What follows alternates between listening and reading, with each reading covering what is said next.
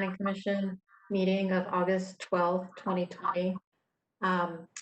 John, do you want to run through how those who are listening and watching can submit comments or participate in the public hearing? I'd be happy to do so too. If you would like to join the meeting, members of the public, we have a link that we're providing on our screen if you would like to join this virtual WebEx meeting. All you need to do is visit our website, and we have the URL for you. And you click on the August 12th agenda and just go ahead and follow the WebEx link. If joining a virtual meeting is new for you, we also have some handy dandy instructions for joining a meeting. Once you become an attendee, planning staff will see your name pop up. You will join the meeting muted. When there is an item that comes up on the agenda where you would like to speak, on your screen in the lower right-hand corner, there's a tiny little hand, and we ask that you click on that so it raises your hand that you would like to speak to that particular item during the public hearing portion of that project. If you would like to send in comments, planning staff is monitoring our email. You can email comments to planning.comments@slcgov.com. We'd be happy to read those into the record for you. If you need help with anything else pertaining to this meeting tonight, please email us and we will be monitoring that the entire evening. Thank you very much. Thank you, Michaela.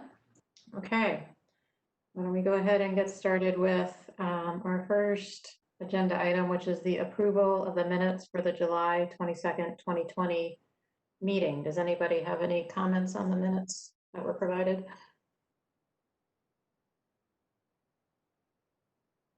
Would anybody like to make a motion to approve the minutes? I move to approve. Okay. Got a motion by Brenda.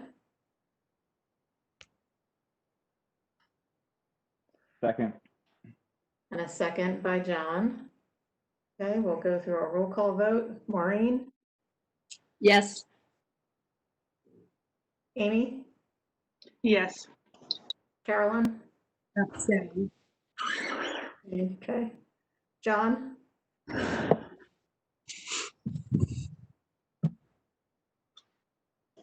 John, I think you're muted. Yes.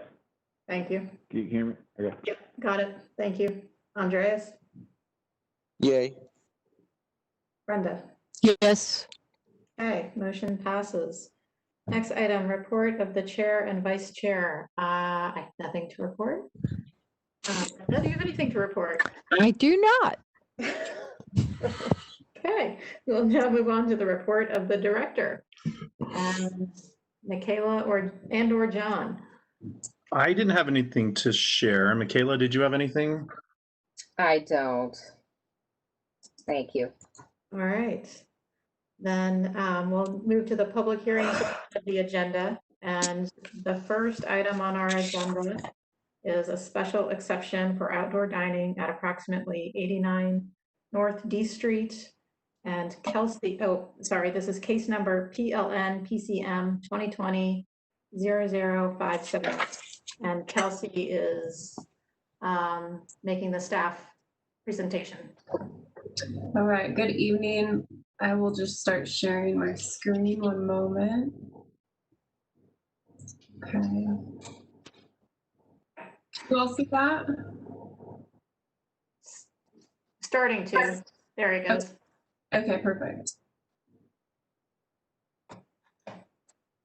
Okay. This is a request from the property owner, Suzette Eaton, for special exception approval for outdoor dining for the property located at 89 D Street. The requested outdoor dining is located within the buildable area to the south, as well as in the required front and corner side yards. The proposed outdoor dining is approximately 215 square feet in size, The subject property is located in the RMF 35, which is the moderate density multifamily residential zoning district, and is a legal non-conforming use. Please note the property is also located within the Avenues Local Historic District. As mentioned, the subject property is located at 89 D Street. It is a corner property on 2nd Avenue and D. The majority of the surrounding uses are residential in nature, with the exception of 134D, which is Kitty Corner, which is an elementary. Subject property located at 89D is a legal non-conforming use. The structure was constructed in 1875 as a commercial market building. Due to rezoning, the property became a non-conforming use in 1941. While this property became non-conforming, many commercial uses within Salt Lake City's residential neighborhoods became non-conforming in 1995 after the citywide rezone took place. The city's policy towards non-conforming uses didn't formally adjust until the Small Neighborhood Business Amendment proposal was conducted in 2010. The SMB study was conducted in order to identify non-conforming neighborhood scale commercial buildings and uses throughout the city. Once identified, the study determined whether the property was a candidate for the SMB zoning district. The subject property located at 89D is identified within the SMB study. Staff did find a photo of a previous outdoor dining use in the buildable area to the south, as illustrated in the photo. This photo is from the 2007 reconnaissance level survey update for the Avenues Local Historic District. There is existing outdoor dining currently being utilized in the required front yard.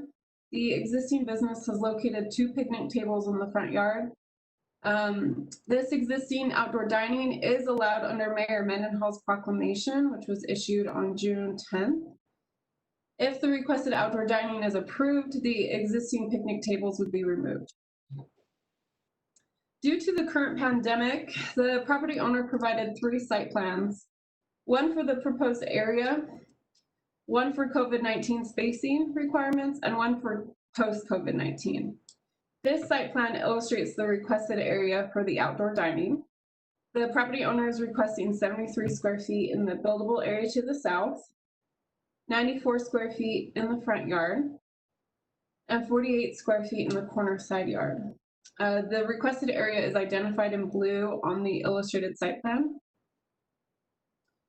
This site plan identifies the table layout to meet COVID-19 requirements. Please note on this site plan and on the following site plan, the property owner is proposing to move one of the tables into the park strip. She's currently working with real estate services on that request. This site plan illustrates the layout for post-COVID-19. And again, one of the 3 tables I believe would be moved to the park strip along D Street. The following photos identify the locations of the proposed outdoor dining. This is a photo of the buildable area and the southern side yard, the front yard, and the corner side yard. Staff has received several public comments, which are all located within attachment F of the staff report. The following concerns were discussed as key considerations. First being privacy concerns. Public activity outdoors on smaller properties can have a perceived impact on abutting property owners. The subject property abuts a residential use to the west and the south. The buildable area to the south is a restrictive space and abuts a smaller scale residential use. As such, staff acknowledges that there could be potential impact and is recommending the listed conditions of approval to mitigate any potential impact to that property. Staff recommends that the Planning Commission condition a 6-foot fence along the southern property line, plantings or planters along the 6-foot fence, and a 6-foot screen or gate along the western border of the outdoor dining. The listed conditions are to buffer and screen that residential use from the proposed outdoor dining space. Staff also received comments and concerns regarding off-street parking for the existing business. The existing non-conforming restaurant has 2 off-street parking stalls located to the west. In regard to required parking, the existing restaurant would require approximately 3 off-street parking stalls. So the existing off-street parking is considered to be non-compliant. Customers of the restaurant who arrive by vehicle generally use the public street for parking, which is allowed. There are concerns that the additional outdoor dining adding to the capacity of the restaurant may impact adjacent streets as more customers may need on-street parking. However, please note, no additional parking is required for the outdoor dining area due to the proposed area being less than 500 square feet in size. Additional comments regarding noise impacts were submitted. The Salt Lake County Health Department regulates noise levels within Salt Lake City. The special exception for outdoor dining requires that the activity comply with the limited 50 decibel allowance for residential uses. Additionally, staff is recommending that outdoor music be prohibited. As mentioned earlier, Mayor Mendenhall issued a proclamation on June 11th, 2020 to allow outdoor business operations due to the ongoing COVID-19 pandemic. Outdoor business activities are permitted to take place within the front or corner side yards, required parking, or on city right-of-ways. A 6-foot clearance for pedestrians must be maintained on the sidewalk. The existing business has located those 2 picnic tables within the required front yard under this proclamation. The notice of application was mailed on June 10th, 2020, and the Planning Commission hearing was noticed on June 30th. And staff is recommending that the Planning Commission approve the requested special exception with the listed conditions in the staff report and the motion sheet. I'm happy to address any questions at this time that you might have. Thank you, Kelsey. Any questions for Kelsey right now?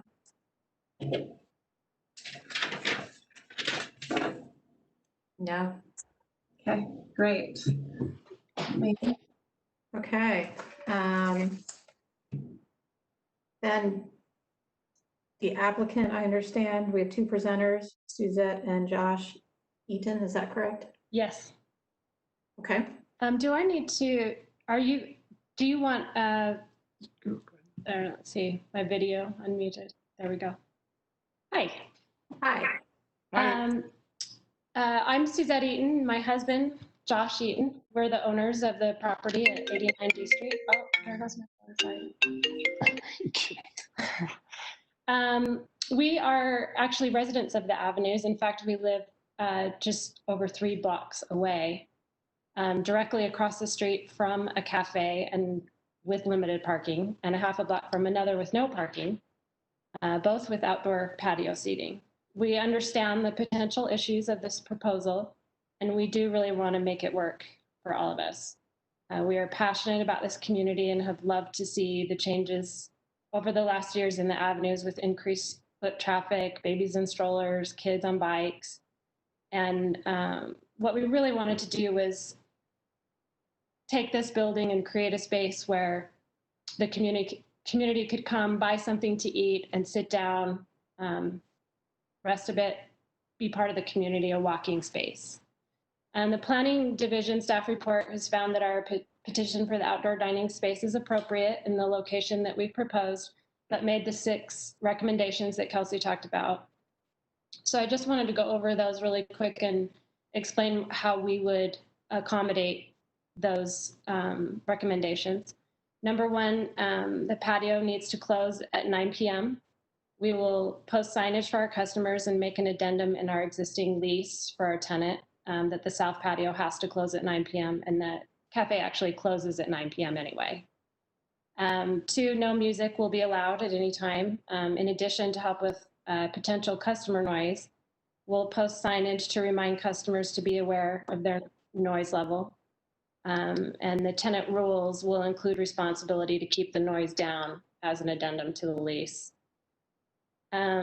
Number 3 was a fence on the south side. That fence is already there, but it's in kind of rough shape. So we will repair that existing fence to make it solid and make sure it's 6 feet high between the 2 properties. And then a fence on the west side of the patio, which is where the red line is behind the blue patio area that's On the side yard. on the side yard on the left side of the building there. So we'll also build a 6-foot fence running north-south between 83D Street and 89D Street. That's 16 feet east of the main floor windows that were the concern of the 83D Street homeowner. So the homeowner on the left side at 83, she has some windows that are 16 feet behind the front of the house. And so the patio, our patio will be moved 16 feet in front of those, and that fence will be even with the front of her house. So there won't be any access of any customers or people on that patio close to those windows or in the side yard or anything like that. Planting, number 5, plantings or planters added. We'll cut the concrete to make a 24-inch wide planter running east-west along the south fence line and turn it north towards the building with the new north-south fence to accommodate 5 to 8 columnar trees that will grow to a minimum of 15 feet high. I've kind of already sourced those, and there's a great tree that works in this area. And it grows 15 to 20 feet high, and I would do it like the image you can see on the slide, plant them right together so that they'll shield the neighbor's house from the patio sightline so that she won't be disturbed that way.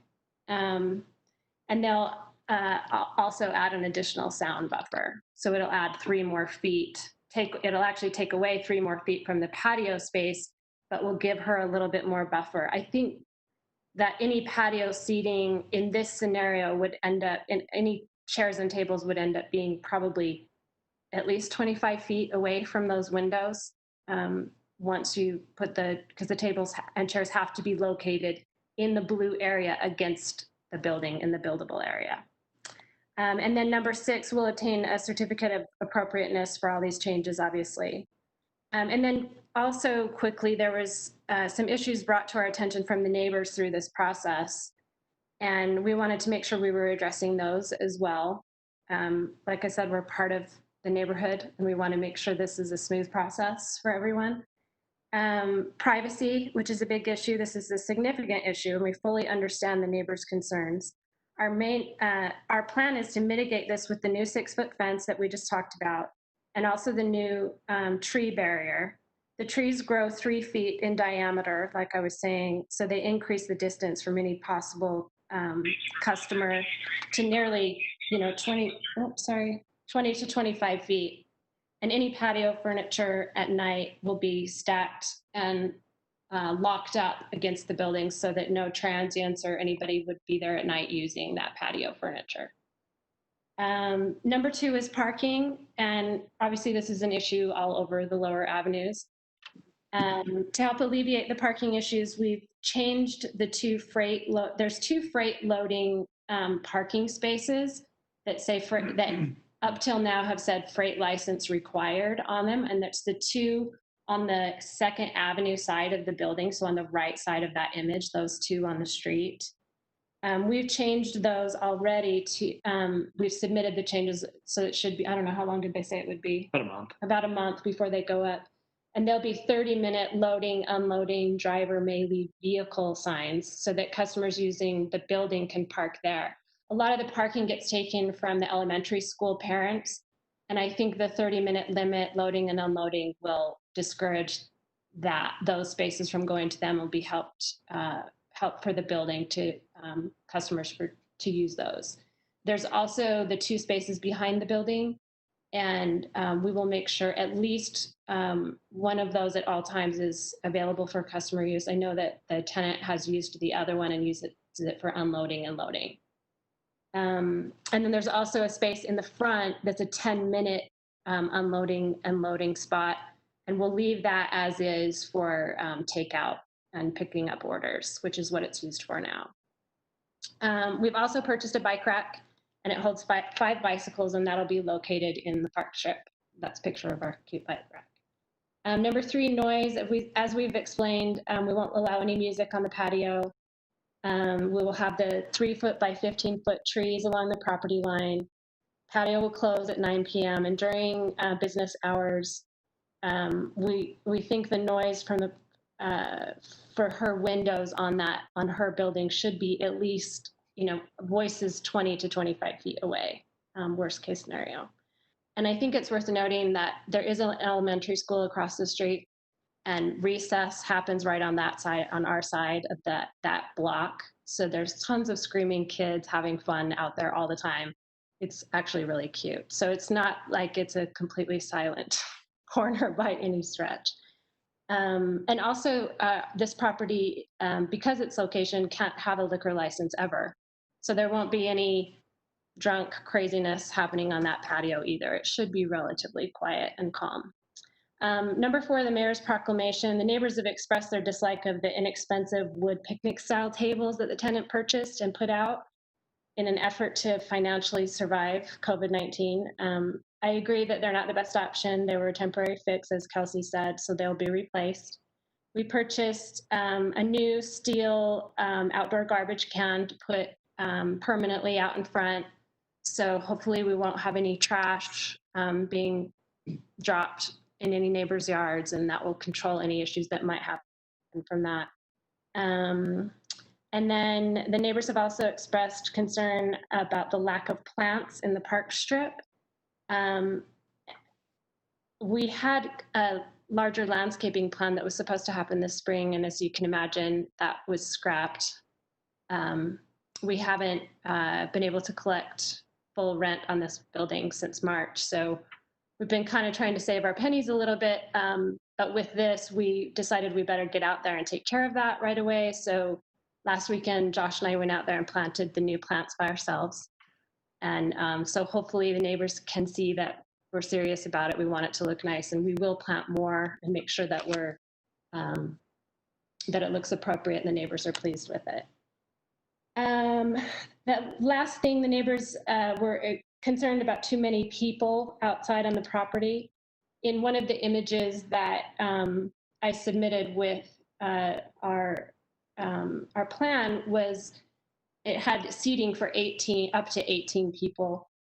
Right now, the size of the kitchen at that building is really small, and they have no way to support 18 people outside. I think it's 6 tables or 7 tables. They have no plans to use that many tables. I just wanted to make sure we were all in agreement with the city, between the property owners and the city, about what was available, what was appropriate. At that, for its current use, they will probably only have 2, 3, maybe 4 tables at the most, because that's not, they don't have the kitchen to support anything else. But in the future, if it was a tea shop or something where there was not a lot of need for kitchen space and a few people out there, that sure we were on the same as far as it's not people being out there with no servers and mayhem. That's not what we have planned at all. And the avenues are the avenues are a very diverse group of properties. We have small, high-end restaurants, drive-through coffee stand, a laundromat, a preschool, 2 churches, cafes, a bank, elementary school, apartment buildings, ramshackle homes, and historic mansions within 3 blocks of this little market and cafe. We're also residents here, as I said. And as the planning division has found, we feel this small patio area is compatible with its eclectic and vibrant surroundings. But we truly want the neighbors to know that we're ready and willing to put in the time and energy to make this work. We really want it to work, and we're hopefully addressing their concerns. So thanks, you guys. Thank you. Thank you. Any questions right now for the applicant?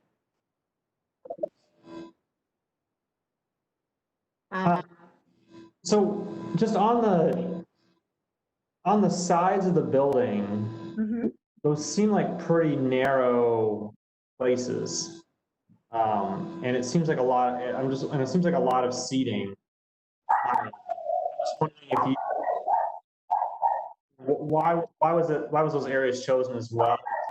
Do you think you need that, that much, or that is the intent to kind of stop one? Give me some more context to why the sides of the buildings were kind of chosen there. So the areas were chosen because that's the buildable area. Those are the only areas that would be available for patio seating. I, in the future going forward, I wanted to have those lines kind of drawn so we knew what was available to use, and for future tenants, what they could use and what was appropriate. We don't have, like I said, we don't have any plans to use that many tables at this point, but I wanted to illustrate on the image what could fit there. The tables have to be abutted against the building on both the north side and the south side. And I think that it's probably more appropriate to have little two tops there, two-person tables. And I think in this case right now, for this tenant, for this use, it will be significantly less than the original image. So you're asking for that much space, but not necessarily planning on using it. Right. I mean, the patio space is actually the concrete area on the south side of the building is actually pretty large. There's a lot, the whole thing is been concrete for many years, but obviously it is too close to the neighbor's windows and presents a problem. But I think the place where we lined it up at 16 feet from the front of the building, I think it's kind of more of a reasonable area. And If we kind of you have 2 feet of width, it's like a stool. I mean, yeah. it's. Well, there'll be walking space around it, obviously, but just the tables can only sit, you can only do seating in that area. And that's a one-seater seat. Tables are like a 4-person table on a patio size is a 36 by 36 table.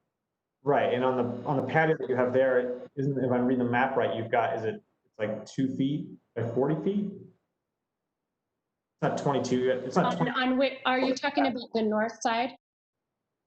Yes, on the. Not direction. Sorry, on the right? Yeah, on the left, the side where the park strip is, like where the house is. Those are just big enough for 2 tops. On the left side of the building? Sorry, yeah, where the house is, the one next to the house. Yeah, those are, it's big enough for a 36 by 36 table up against the wall.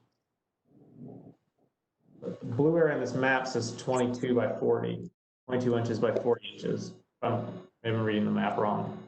It's 22 feet. Yeah, it's 22 feet by 40 inches. And so the 40 inches is the width. Whole area is 22 feet wide. The blue area. The property line. There's no way there's 22 feet between the building and the property line. There's no way there's 22 feet. There's probably 22 feet between the building and the property line. There's no way there's 22 feet between the building. It's 22 feet long. It's not 22 feet wide. 40 inches wide. Yeah, it's 40 inches wide and 22 feet from the sidewalk to the proposed new fence. All right. Okay.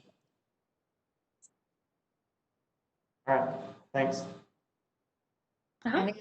Any other questions for the applicant? Crystal? Yeah, is the seating a permanent plan or is it just for COVID? I wasn't sure about that. No, it's a permanent plan. And I think it was in your presentation where you had the picture of what the tables would look like and you said they would all just have 2 chairs at them each or 4? It kind of depends on the space that's approved. I do restaurant design for a living, and you have to have a lot of space between tables, more than you think.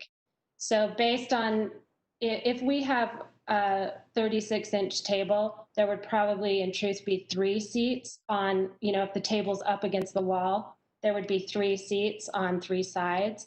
Up in front, there's room for 4 seats on each table on the 2 front spaces.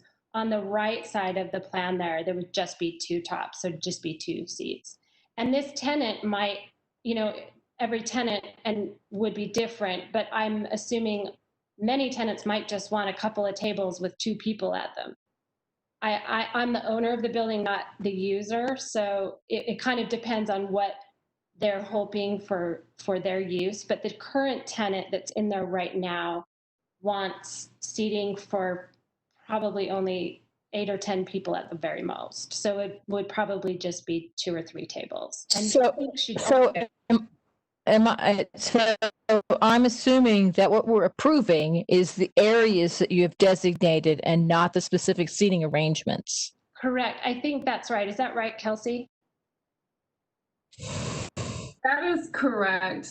Due to COVID and everything going on, delineating the area where the use could actually take place, given the change in restrictions and requirements and circumstances, is the best going forward with this property. Okay, so for example, along the north side of the building, you could put up a you know, a 1.5 foot wide bar. I don't mean bar as in, you know, board, and put some bar stools underneath it and call that a seating area too. So it might have 5 people there or 10 people sitting there. So we're not dictating. When we approve this, the tenants, the owners will have the right to have outdoor dining in those areas without any designation of 2 tops or 4 tops or anything else. And if the owner gets the seating approved out on the park strip, that will be in addition to what we've approved. So there's no way we can say, oh, well, you've got one on the park strip, you can't, therefore you can't have one in front of the building now, because the building stuff has been approved, will have been approved if we approve it. That would be correct. The real estate services would have the right, I think, to limit that space in the right of way or in the park strip to designate the outdoor dining use. And so, Right. Yeah. So they might approve that, but that wouldn't change the approval of the outdoor dining areas, the blue areas that are being asked for. That's correct. Now, the applicant showed a new site plan. Does that change at all what they're asking for? I'm sorry, I don't understand the question. Well, you're asking for a special exception to allow outdoor dining in specific areas. Yeah. Has those specific areas or anything else changed from what you showed before? I mean, you've talked about accommodating different ideas about how to make it, you know, better, easier, but but you haven't changed the size or the dimensions of the blue areas that you were asking for in the first place. Not since I've been working with Kelsey. My initial application, yeah. Okay, that's on you. Yeah. The site plan illustrated in the presentation and located within the staff report with the delineated blue areas is the most recent proposal for the outdoor dining locations. Right. So there were a lot of other mitigating things like the landscaping and the fence was in the original too, but the landscaping, for example. Yeah. Okay. And the outdoor dining space is restricted within interior side yard, so it can be allowed within the buildable area, which is why it's needed to be pushed back towards the building in that small nook area. Yeah. Okay. Any other questions for the applicant? I actually have one. It's for the applicant and for Kelsey. Kelsey, the condition or recommendation in your staff report is that the hours of operation for the patio are 11 a.m. to 8 p.m. And when the applicants were presenting, they were saying 9 p.m. I want to just make sure we're on the same page. Yes, the latest. I'm sorry, Kelsey, I show the staff report says 9 p.m. It was, I accidentally put 9 p.m. when it was initially published and I noticed the mistake and put it back up, but last Wednesday, I believe. So Suzette's last project description notes that she's willing to close the patio at 8 p.m., which is why I included those hours, 11 a.m. to 8 p.m. Okay. The outdoor dining will close.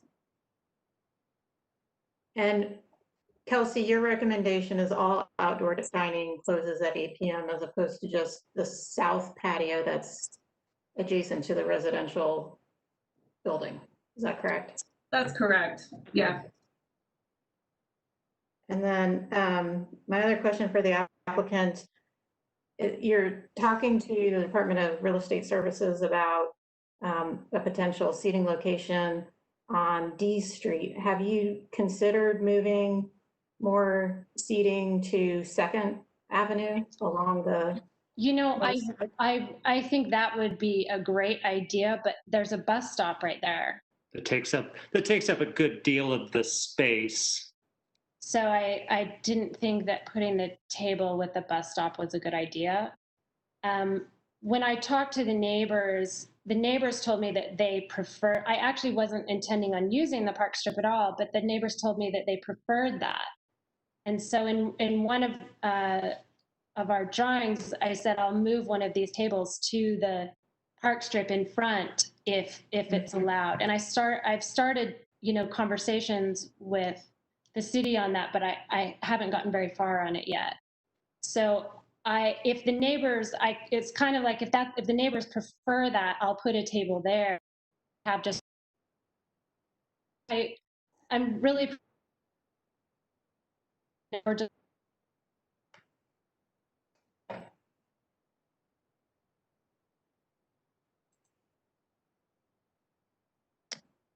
Okay. Okay, You're breaking up.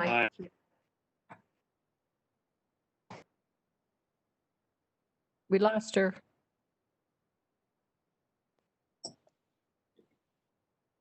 Adrian, if we struggle to get her back, we do have a number of people who would like to speak in the public hearing. Okay. We could do that, and then they would be given an opportunity to speak after the public hearing as well. Okay. Great, thanks, John. I think, yeah, we should move to the public hearing. So I'll open up the public hearing in just a minute. In terms of time to comment, we allow community council representatives 5 minutes to make comments during the public hearing. And we allow individuals to speak for up to 2 minutes. And if we do try to respect those time constraints so everybody has an opportunity to speak. And again, if you want to speak, John, do you want to put up the slide with how people can submit comments again, just so they see that? Yes, I can do that. Oh. That. There we go. Okay, we're going to move on to the public hearing, and then we'll give you a chance to respond after we get comments from the public. Thank you. Thank you. Okay. Again, if you'd like to speak on any item on the agenda, you can email your comments at the email address shown on the screen, or you can raise your hand and John or Michaela will call on you and you'll have 2 minutes in which to speak and provide comments directly. So with that, I'll go ahead and open the public hearing. Do we have anyone from the community council who wishes to speak? Do we know? I don't see anybody specifically for that. I have 3 hands up. And it looks like they're all people who send an email, so I don't know that they are, but we could ask them when they start to speak. Great. It looks like the first person I have, I'm afraid I'm going to butcher your name, but it's Shole Asemi, S-H-O. Yes. Okay, go ahead and speak. You have 2 minutes. Okay, so I can't see myself, but anyway, so I'm the owner of the 83 D Street, the property next to the 89 D Street. I just wanted to let you know that we have petitions from about like 30 people, all the neighbors across 2nd Avenue, D Street, C Street, opposing this plan. I urge you to, before making a decision today, I want you to please go and read that petition. Kelsey has a copy. I have the new copy, email you with the signatures of the residents, please hear us before you approve this. This is a major change to the environment. It impacts me personally because my bedroom is so close. I can hear 6 foot, Suzette knows, I showed it to her. A 6 foot fence will not block smell, block noise. I sleep there, change there, it's just invasion of my privacy. The concrete on that side is actually under dispute. It's not legal because historically that was a yard, it was fenced. So that should be investigated. The second thing should be investigated, as one of the council members said, is the narrow sidewalk. So the sidewalk is only 4 feet. When you put tables in front or on the side, what is the legal clearance? Actually, I looked at the city ordinances. You need to have 6 foot to 10 foot ordinance. This is not a patio. This is somewhere people can sit without any monitoring of who is sitting there. We have random people now that we have these chairs. Random people sitting there. It's not being cleaned. Having so many people over there, it's not fair to the environment, to the neighbors, and nobody wants it. None of the neighbors want this, and Suzette knows that. I appreciate all they do. We really, really like this restaurant. We want them to succeed, but we want them to keep the history of the building as it is. There was never a patio. When I bought this property 15 years ago, there was not a patio. It was a market and an indoor restaurant. So this is changing the history of the building. I'm asking you to please wait on this. Ask the historic people. Look at the zoning, look at the clearances from look at the safety. Anybody can sit there. We had people with dogs sitting there yesterday. I have seen, people have pictures. Yes. Okay, so anyway, I just want you to please read the petition. Please listen to us. We want the restaurant to operate. We want them to succeed. We love our neighbors, but I want them to respect our privacy, our security as well. So Okay, thank you, ma'am. Thank you. Thank you for submitting your comments. Thank you. And the petition that she mentioned should be in your Dropbox. Yes, we received it. Thank you, John. Okay, it looks like the next hand I have up is for William Littig. William, did you have 2 minutes to provide comment? Are you there, William?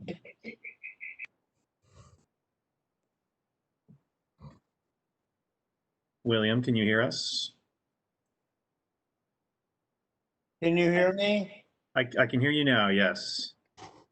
Thank you. I regret that I have to start by saying that as an immediate neighbor for 40 years, that another person could speak for me, in my opinion, is offensive.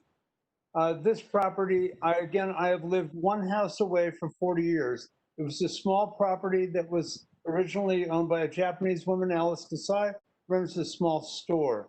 Then the Matawala family ran it as an Indian market. Later, they converted the building to become a restaurant inside and continued to sell some Indian food and had a travel agency. Now the new owner came in, they immediately defoliated all of the rose bushes that the Matawala family had put in, leaving 3 trees, and graveled the whole front yard. Only after my complaint did they come in and put in the minimum amount of planting. For them to tell me now that last Saturday's planting makes things better, it is not. They do not have 6 feet in the front of this building from the building to the sidewalk. If they were to put any accessories in that space, they would have to have a curb and a barrier for ADA, as they would also have to have that on 2nd Avenue. Hard surfaces are not soundproof.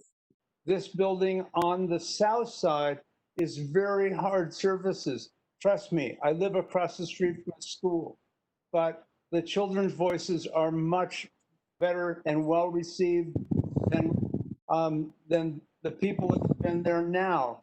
Every night we see these 2 non-compliant seats being used. There is no hours on them. There is no cleaning of them. And as they've been there for 2 months, if this is an example of what we can expect forever, then please disallow this, this use. It is interesting that the new owner wants to Time. apply this to future people. I am sorry, but this is a bad idea now. Okay, thank you for your comments. 2 minutes is too short. Sorry about that. Do we have- We have a few more. I'm going to start back at the top here. Joe Lloyd? Yes. Can you hear Yes, me? I Okay. can. Go ahead and give us your comments. All right. Well, I live right across the street to the north of this little place, and I've lived here for 35 years. And as Willie was saying, people have owned it, but it hasn't really been too much of a problem.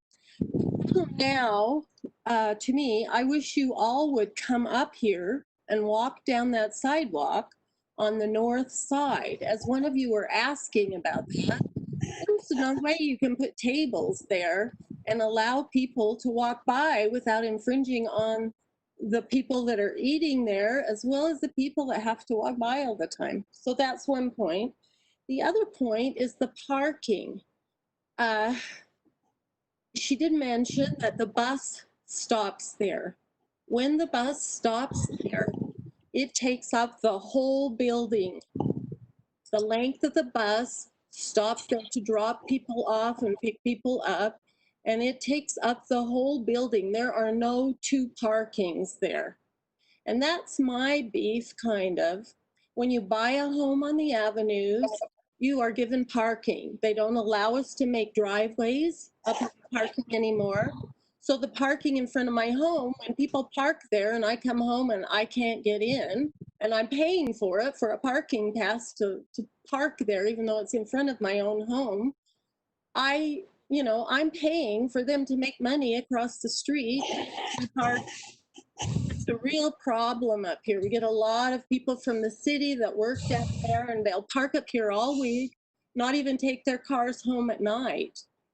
They leave them. Our streets are lined with them. So the parking to me is a real thing. And if they get it too many tables and too many people, we already have had several near accidents here because people come around and go the wrong way on 2nd Avenue and park right there. Time. Drop off and pick up. So I Okay. guess that's Thank most you. Thank you very much for your comments. Yeah, I appreciate that. Thank you. Mm-hmm. The next person would be Pam Grubaugh. Pam, Yes. can you hear us? Yes, I'm Pam Grubaugh. Can you hear me? I can, yes. Go ahead. You have 2 minutes. Okay. Okay. And so there are technical reasons you should deny this proposal, but I want to focus my comments on the fact that this will be a pretty much unmonitored attractive nuisance.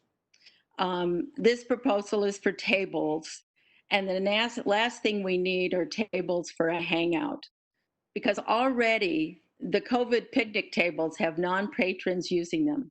I have photos that show random people hanging out, encroaching on the sidewalk because people can't sit on the other side. They have to sit on only one side. And people hanging out with dogs where dogs are not allowed, and just hanging out generally at night. And another nuisance is the COVID picnic tables where the garbage has been left on the tables and garbage around the tables, and the smell of garbage and attraction of flies. And we just don't need the tables that will attract and be a magnet to hang out on 89 D Street. And because there is an elementary school and a middle school kiddie corner. At some point on the south side of the building, the tables were situated below the resident's bedroom. And that area was previously red carded because it was paved. And so at that time, the owner had to remove the paving, which he did. However, at a later date, the previous owner once again paved it. And so the city should be enforcing on that area. So I'm not opposed to indoor dining at all at 89 D Street, but I do respectfully request that you deny this proposal. And thank you for your time. Thank you. Thank you for your comments. It looks like the next one is Sandell Briggs. Oh, Sandell, can you hear us? can you hear me? Yes, we can. Go ahead. Awesome. So yeah, I'm at 79 D Street. I also sent you guys an email, so just disregard that. But I just my deal is I'm concerned about parking. I'm just going to pretty much echo what everybody else said, but parking's already a pain in front of our house. Those tables, people will come and sit there with their dogs, and I have a dog as well, and I literally have to walk across the street to walk my dog to even go up towards the higher avenues to avoid the dogs that are sitting at those tables. So that's kind of a pain for me. I'm concerned about who's going to monitor the area at nighttime when the business is closed. I've already witnessed people sleeping out there. And if you have more tables down that alleyway, that's just going to give them a darker, more secluded place for random people to sleep. So that's a concern for me. And then what about all the trash? We've seen trash already left out there. No one's really monitoring that area. The business owners, once they're done, they go home and trash gets left out. There's not trash cans out there. So those are really my biggest concerns. And honestly, just from walking by that alleyway, it literally looks right into Cholet's house. And I have an alleyway on the side of my house. And I know personally, if I had tables sitting out there, I would not feel comfortable ever while being home.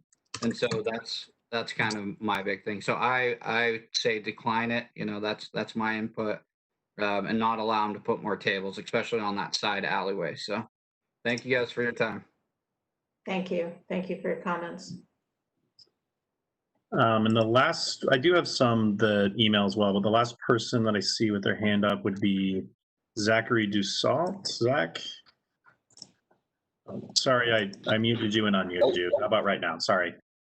All right, am I good now? Yes, you are. Okay, Zachary Dussault speaking in favor of the application. I think all of the concerns that people have made against this proposal have been adequately addressed by either the recommendations of the staff or the updates to the proposal that the applicant has resubmitted. I just wanted to point out the benefits of outdoor dining. They're very beneficial in adding what's known as eyes on the street, where patrons that are patronizing that business provide an extra layer of security and basically surveillance of the neighborhood by being passers-by in places that would not normally receive outdoor traffic. So it encourages pedestrian utilization of the area. It encourages alternative uses of transportation. As people have said, parking is a pain. If parking is enough of a pain, people won't drive to a business. Instead, they'll walk or take a bike. My only concern was the loss of potential bike parking, which looks like it was on that north or that south side there. But I'm glad that the owner addressed that and is replacing that what appears to be a bike rack with a bike rack in the park strip. So I'd urge the commission to approve this proposal and just remind them that there's a reason why you all are a political body and not subject to voters, and should take policy, good policy, and make that a priority instead of complaints of residents. Thank you. Thanks, Beck. Any other, John? Any other? There are no other hands up. So if we could let people know if you already spoke to take your hand down. John? Yes. John, Leonard Black has a check mark, like has a yes instead of a hand. Oh, let's Can we check just with him. check with him just to make sure? Leonard Black, did you want to speak on this item? Leonard, can you hear us? I had trouble getting anything earlier as well. Okay. All right. Thank you. So, Madam Chair, if you'd like, I can go through the emails that have been come through. Okay. Oh, great, thank you. Let's see. First is from Ryan Kendrick. I'm writing regards, a special exception be requested for 89 North D Street. If possible, please read this statement as I'm unable to attend. want to state to begin with, I'm a supporter of small business and want them to succeed, especially during these difficult times. Any business looking to expand and invest in their community should be applauded. After this location sat vacant for numerous years, we are ecstatic to have new neighbors. However, I'm opposed to the proposed exception because I believe this property and the surrounding neighborhood is not designed for this location to double its overall customer capacity. First, already its current capacity, piles of garbage are constantly left thrown outside of the back door of the shop, visible to pedestrians and street traffic. The garbage cans are often overflowing. It is not appealing. What will happen when capacity doubles? Will they all of a sudden start taking care of the garbage as results from the higher volume? I doubt it. Number two, I do not believe that the addition of this much outdoor dining will be positive for the neighborhood. Two bulky, unattractive, unpainted, unfinished picnic tables have already been placed in front of the building. They do not look appealing and they do not enhance the neighborhood. I'm concerned that this is the level of quality of improvements that the property owners either did themselves or allow their tenants to do. The current tables are not attractive, and this gives me concern about the quality of improvements that we made to the outdoor dining and whether they would add or detract from the neighborhood. 3, the space directly to the south of the store between the store and 83D Street does not provide sufficient space. Bedroom windows are right against the fence, and my understanding is that according to this request, people would be allowed on the patio from the start of business until sundown, 7 days a week. This sounds like a disaster waiting to happen. I'm aware, for example, that the neighbors next to Avenue's Bistro on 3rd, have frequently complained about the noise coming from the Bistro's outdoor patio. Our neighbors at 83D Street would be even closer to the diners than the situation at Avenue's Bistro. As a positive example, Public on 3rd is an example of what I believe is a better way to do it. All seating is in front of the store, tables are small and good quality, and there's a very large buffer between the tables and neighbors. They also have on-site parking. 4, a small corner shop in an area zoned residential is not designed for businesses with this much capacity. The shop is located on a one-way road next to a bus stop with no street parking allowed, kitty corner to an elementary school. Let's assume a restaurant turns tables every hour. On a busy Friday or Saturday night, that could potentially result in 80 cars trying to find parking on our street, assuming 2 people per car and 4 hours of busy time. When the Cathedral of the Madeleine or the Thomas S. Monson Center have an event, parking is already a mess. This could make that worse. I want to state that I'm 100% in favor of temporary exceptions allowing any business to adapt to our current pandemic, which requires social distancing, outdoor dining, etc. But I'm not in favor of approving this outdoor dining exception on a permanent basis. So the next one I have is from Susan Black. She says, I would like to put forward my thoughts and opposition on the matter of creating an outdoor dining restaurant on the corner of D Street and 2nd Avenue. I live just south of this building on D Street, and one of my main objections to this proposal is the parking. On the west side of D, there is controlled resident permitted parking, and then it's parking lot for 2 hours without the permit. On the east side, there is open parking. On either side of the street between 2nd and 1st Avenue, there are 3 living structures that do not have off-street parking connected with their buildings. One is a family home owning 3 vehicles, another is rental housing with 4 cars, and on the southeast corner, there's an 8 apartment unit that has only 1 off-street parking space. These people deserve to have a place to park their cars. Also, kitty corner to this restaurant proposes the open classroom school. The parents and students should be able to park close for their schooling. We also have the complication of people who work downtown and park their cars in our neighborhood, and often these cars are parked for days at a time without moving. It's pretty obvious that there isn't space left over for more vehicles to accommodate a sit-down restaurant. The way it's been since the first door has opened has either been a small market or a small deli business. I enjoy the commerce in our little corner, but I'm strongly opposed to having people come and hang around rather than quickly stopping by and leaving. Please consider my concerns and strong opposition about this while making your decision. Yours, Susan Black. The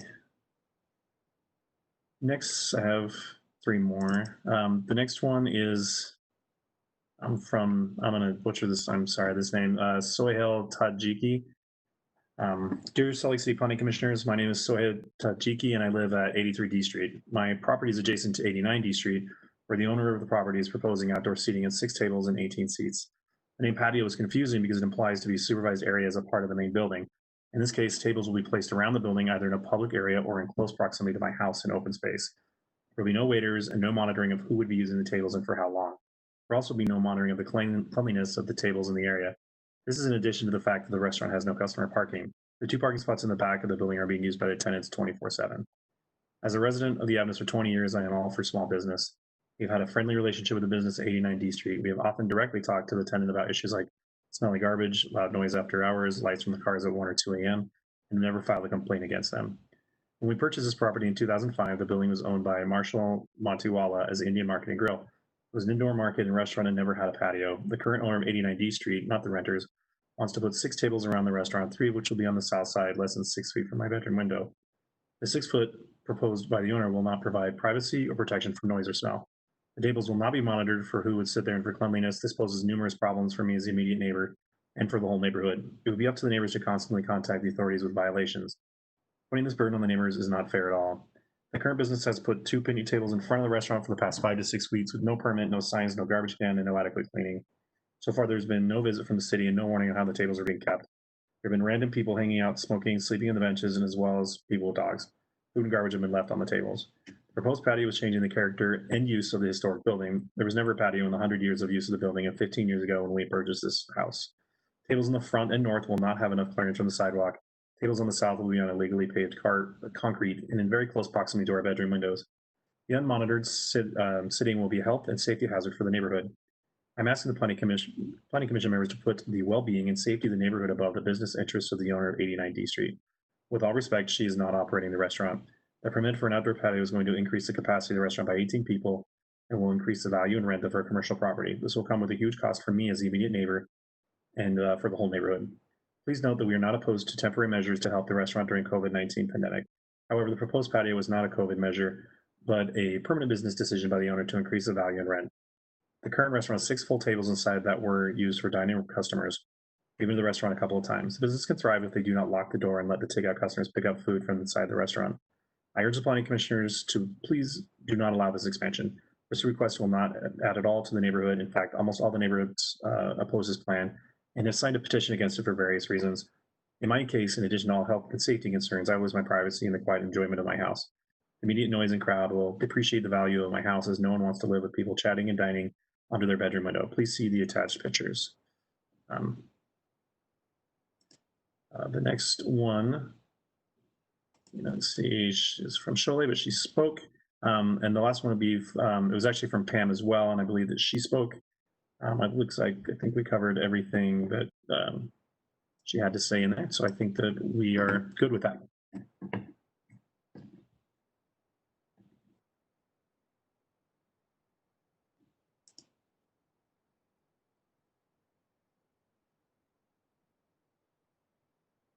So, Madam Chair, I think we are done with comments for the public hearing.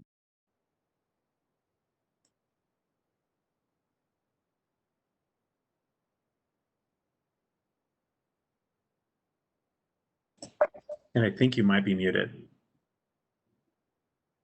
John, it looks like she's lost, actually. No, I was sitting here talking to myself. Don't worry about me.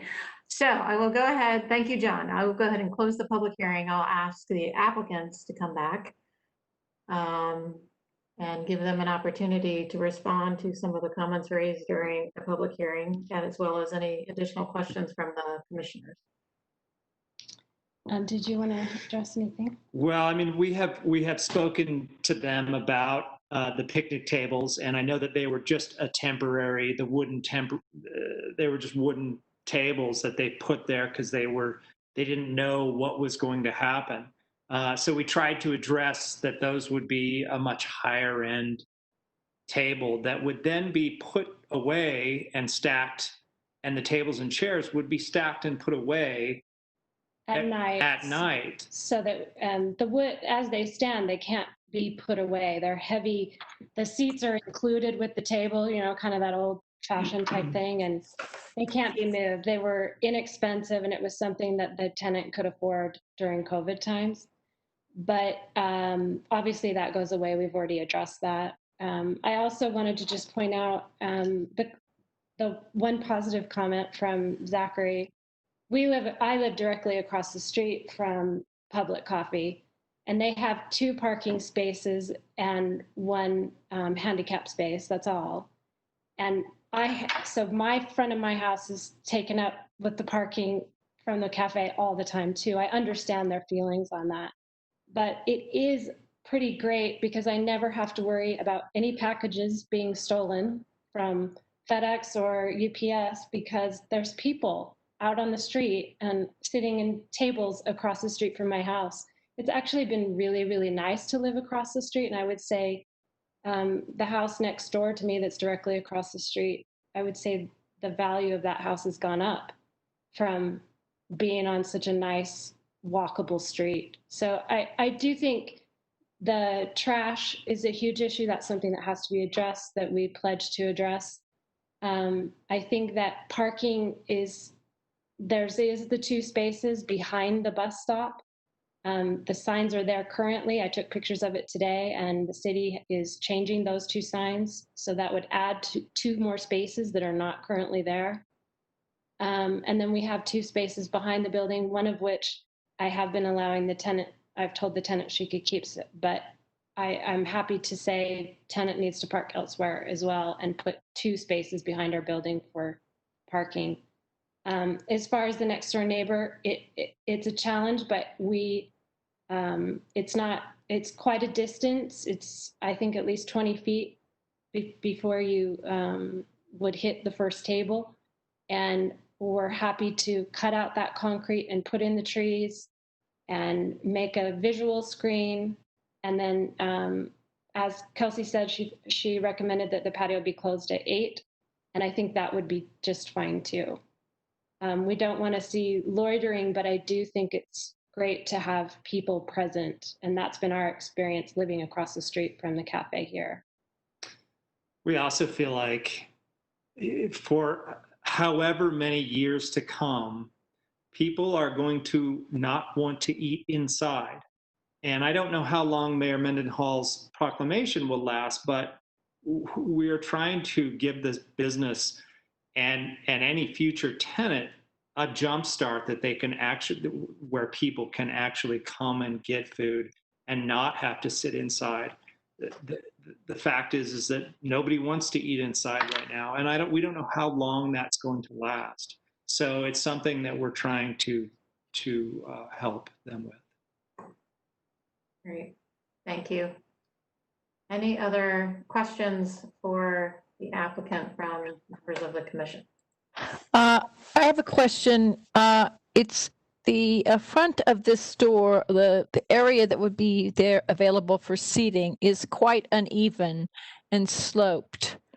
How do you plan to accommodate that in a seating area? Are you going to make a flattened area?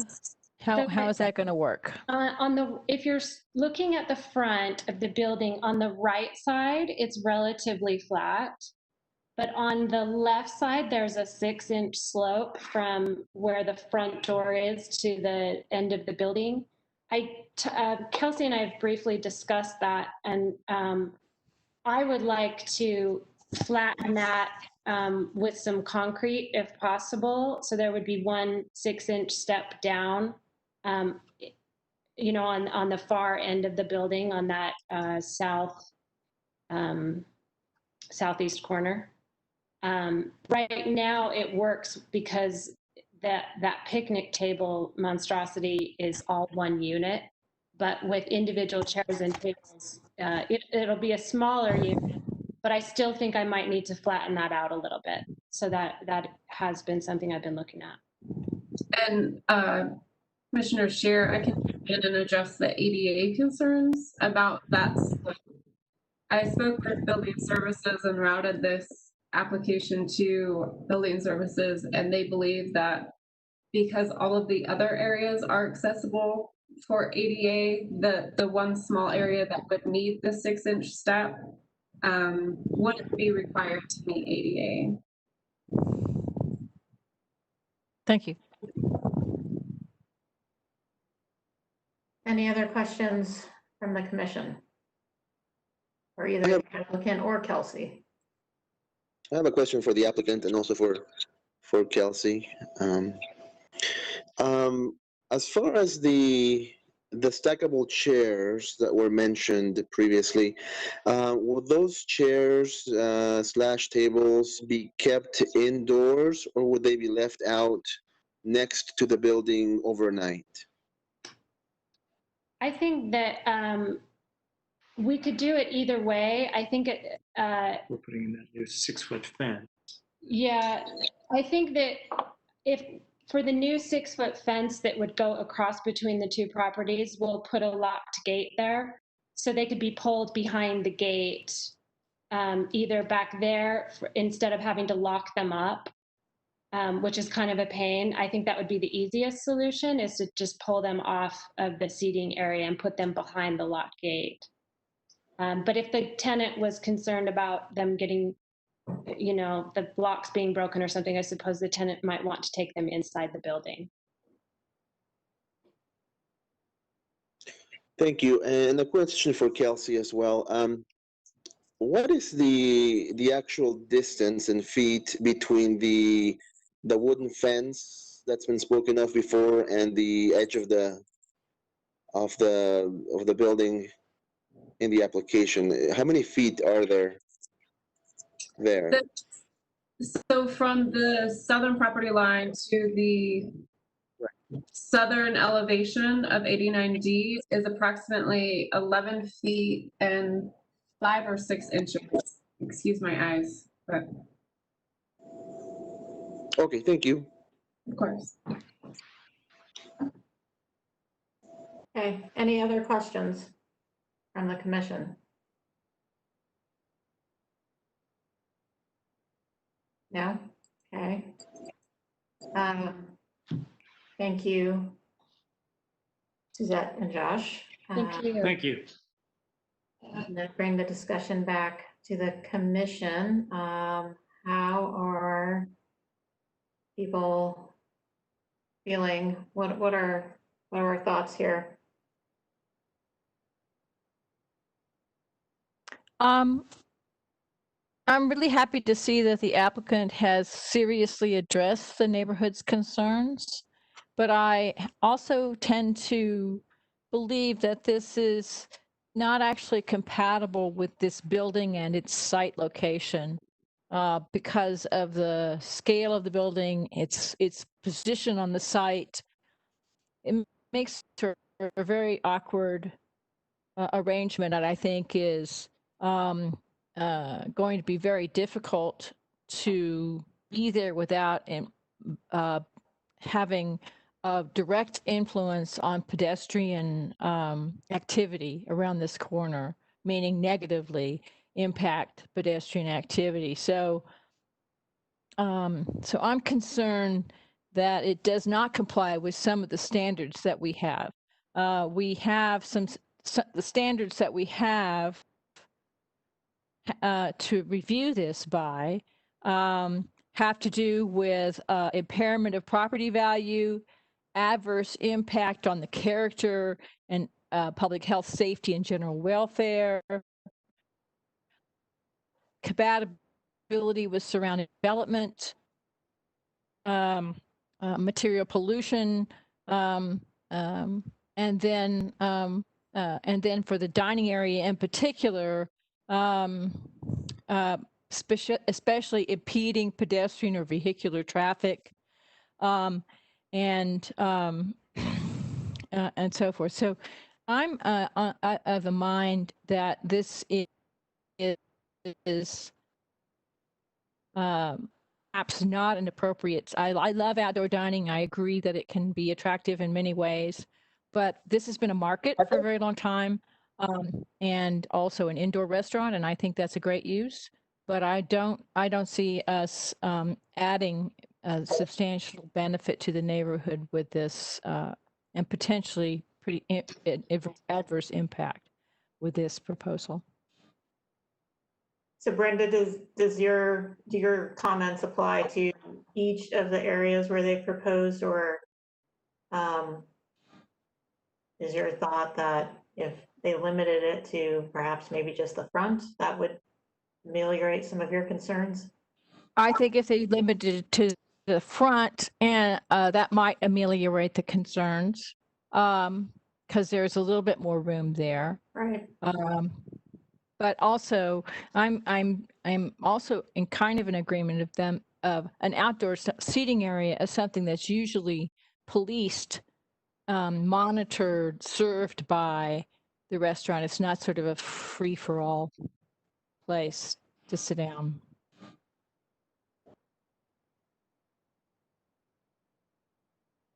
Yeah, I don't think I really have concerns about the front outdoor side, and I probably could get there on the south side. The north side seems like it's really crammed in there. I've got it like looking at a map and go all the directions and read my markers right, which I'm really embarrassed about. But I mean, I feel fine with it in the front, and even I don't know what the rules are not. So even if they were extended some onto the park strip, during certain times. But certainly the north side along Second Avenue seems problematic to me. It just seems like a tiny little spot, and people are going to sit in different spots. It's not going to be as easy. And the patio side, I mean, I guess I'd be up for discussion, the side of the south on where other commissioners were. I mean, I think they can do things to kind of mitigate it. Whether or not they really need it or not, I'm not really convinced there's like a restaurant plan. What they really need it or not to make it an actual space, or if it's just kind of an actual space that has character and adds something, or if it's just kind of there. So that's kind of where I guess but I'm okay with the drop-by tables out front. I think I'm okay with that, Jen. Thanks, Matt. Others, thoughts? Chair, this is John again. I got an email. I mistakenly missed an email that came in. It's just a couple paragraphs. Would you mind if I read it in? I know the public hearing is closed, but it's my fault. I missed it. So. Oh, that's okay. Go ahead, please. Thank you. It's from Leonard Black, actually, who we tried to get hold of. So he says, I would like to express my opposition to the idea of allowing outdoor dining at the restaurant on the corner of D Street and 2nd Avenue. My objection is twofold. The first has already been covered, the parking issue. My second objection is in regard to the violation of our neighborhood as a historic district. I have dealt with the Historic Preservation Office on several occasions in an effort to upgrade my private residence on D Street, and in every case met heavy opposition. I cannot believe that the Historic Preservation Office would approve of these additions in our neighborhood and question whether they have been asked for approval. Please consider this possible violation of the provisions provided our neighborhood preservation. Sincerely, Leonard Black. Thank you, and I apologize for making the mistake. No, thank you for reading it into the record. Appreciate that. So actually, I'll ask Kelsey, because we're in the historic district, do they have any purview over this type of use and or proposed improvements? The Historic Landmark Commission does not have purview over the use. That's why it's before Planning Commission. The staff would administratively approve any sort of site improvements. Those aren't considered a major alteration that would require Historic Landmark Commission approval. So that would just be kept at an administrative level. Generally fencing, landscaping, minor alterations to contributing structures, railing, new flat work, that's all at a staff level. Okay, thank you for that. Of course. Might I just add to the preservation, like a higher level point about the community preservation plan is that like retention of these historic buildings within the avenues, coupled with Plan Salt Lake that speaks to diverse placemaking within our neighborhoods. There's a lot of policy concerning like placemaking, diversity of uses, retention of historic buildings that the Planning Commission may want to keep in mind during this discussion. Thank you, Michaela. And I would think the policy is to be flexible and allow for evolution of uses of historic buildings so that they don't become vacant and detrimental to the surrounding neighborhood. That's true. Exactly. Thank you. Yeah, I would agree with that. I think if we don't evolve, then things just become stagnant and buildings can become abandoned. My other comment would be I agree with the north side being difficult. I think that whole side of the building's a little narrow, but I do think that south side is kind of prime for seating. I even think that the strip between the curb and the sidewalk next to the road is actually fairly large and could lend itself maybe even more so than the front of the building for seating. We just have to see how it impacts the bus stop, but those are my thoughts. I think that north side is difficult, but I think the other sides make a little more sense. Thanks, John. Crystal, did you have your hand up to make a comment? Go ahead. You're on mute right now. There you go. Yeah, I had a quick question. So it's probably a dumb question. We're approving for all time, right? And there's not a way for us to just temporarily approve for COVID. That would be through another city department through the mayor's declaration, right? Or outdoor seating. Is I think I understand your question. The outdoor seating on the front of the building goes away in October with the mayor's declaration. Exactly, that's exactly right.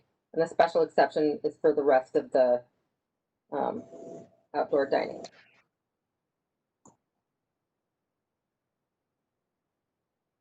I would be more on board if it was a temporary use, personally. That's just my opinion. I actually have the same sentiment myself. I think I love small businesses. I think they do great work.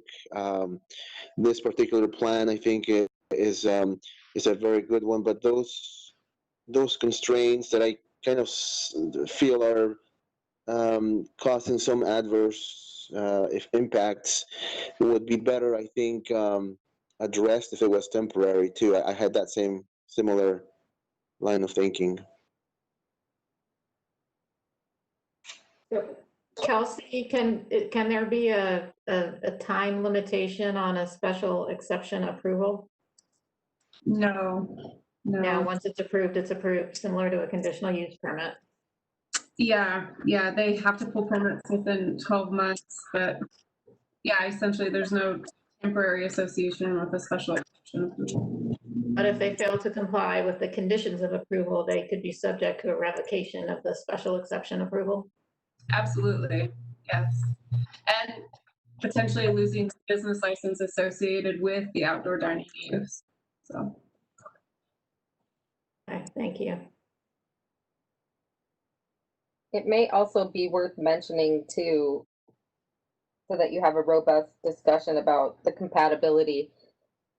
If this special exception is denied, there's a 1-year cooling off period for any other application for outdoor dining to come before you. At this location, right? At this location on this lot.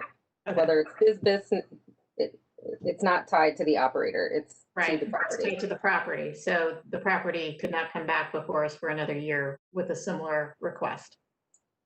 That's correct. Okay.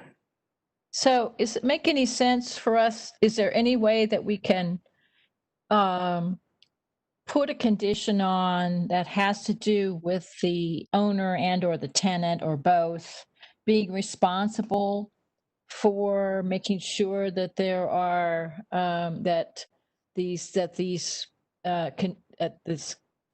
conditions obviously, but other conditions like trash or vagrancy or just undesirable activity going on there? Can they be made responsible for that happening and it be revoked under those situations? I mean, I think with some things like cleanliness is one thing. I think it's tough to define vagrancy, or I mean, to say who can or cannot sit there. I think that would be a little bit more difficult to put into a condition. I mean, there's certainly, we could add additional conditions above and beyond what Kelsey's already outlined. But I think we'd want to make sure that they are worded in a way that they're easily enforceable for us. And so some of the ones are just, it'd be really tough to enforce upon that.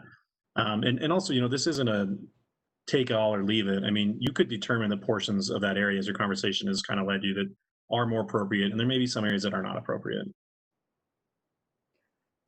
So in terms of one of those conditions, can we limit the patio seating to customers while they're dining at the restaurant?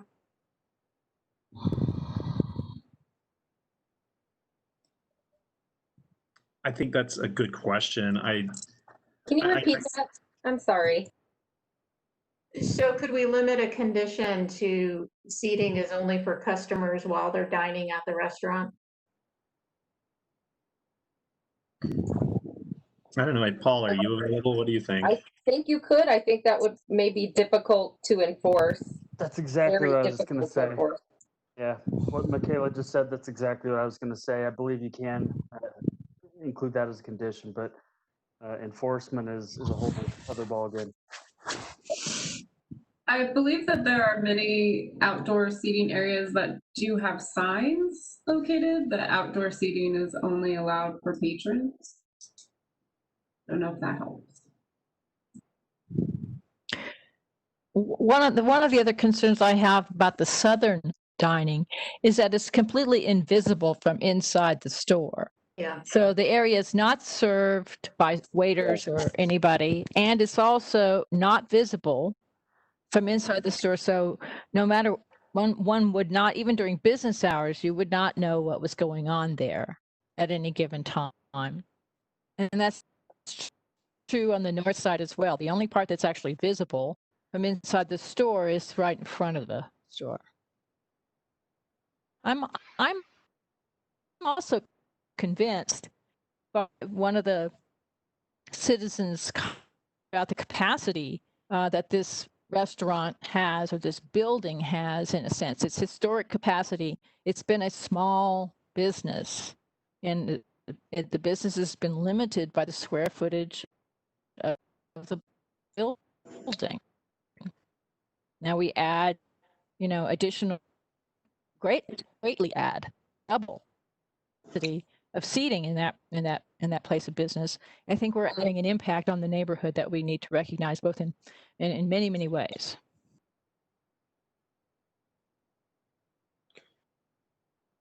Yeah, I have a similar sentiment too. I feel a lot more comfortable if it was in the front. I think the front seating makes perfect sense for a diner like this. If it was just a front, I'd be all definitely in favor of the applicant. Crystal, you have a comment?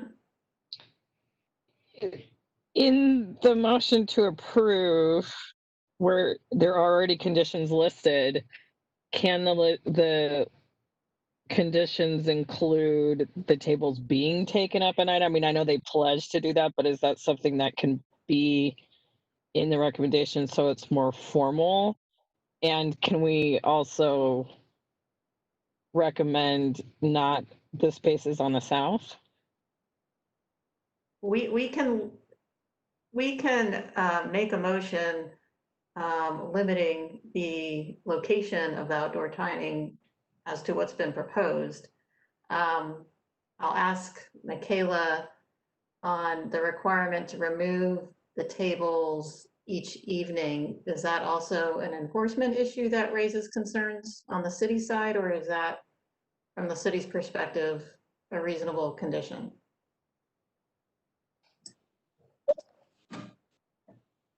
Or John? I'm thinking about that one.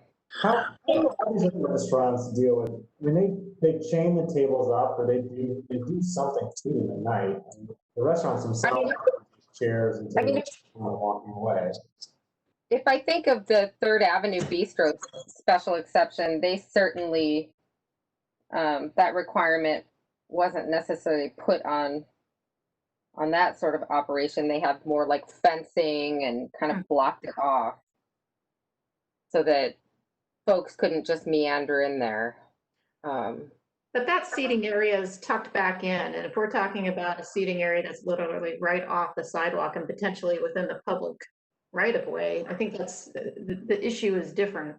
Meaning if the tables are left out, then it's more likely that folks will find a way and sit there after hours.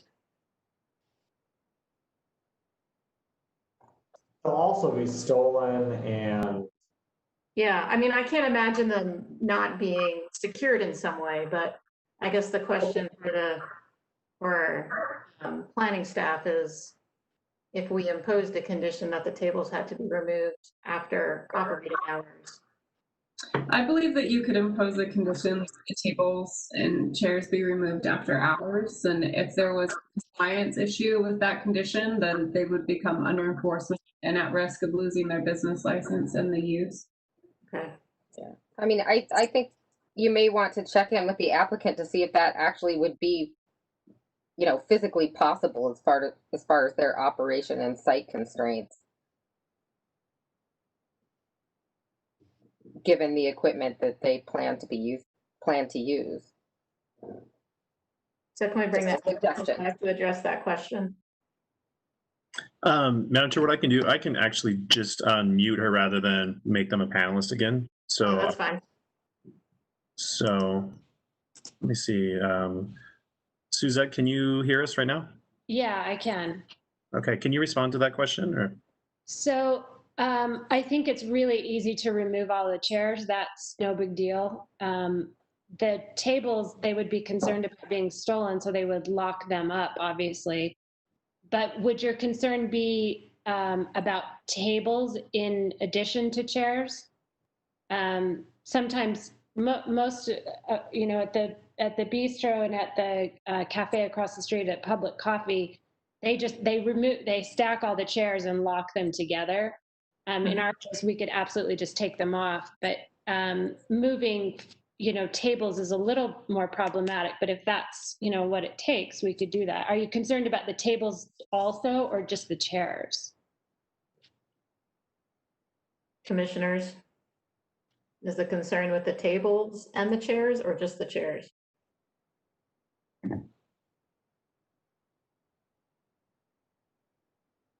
I mean, I think the tables are more likely to be slept on.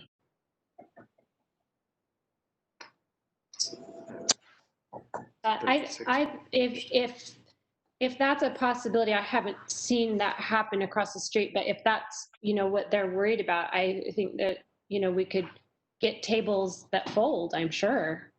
And then those could be put away so that that's not a possibility. Okay. I'd like to remind everybody that we already discussed the fact that furniture is not part of this application. It's just the areas. So specific furniture, whether they have tables or chairs or benches or, you know, whatever they have, that's can change overnight. Right, but it's about whether whatever they have has to be removed after the patio hours of operation have ended for the day. It's an operational requirement. We're not saying what kind of tables or chairs they have to have. We're just saying if they do have them, some part of them may need to be stored so that they don't invite after hours use inadvertently. That's right. That's right. Okay. All right. So I think we've discussed this in every which way, shape, and form. Is there anyone who might be willing to entertain a motion or to at least present a motion to get initial feedback from the other commissioners about whether they would support it?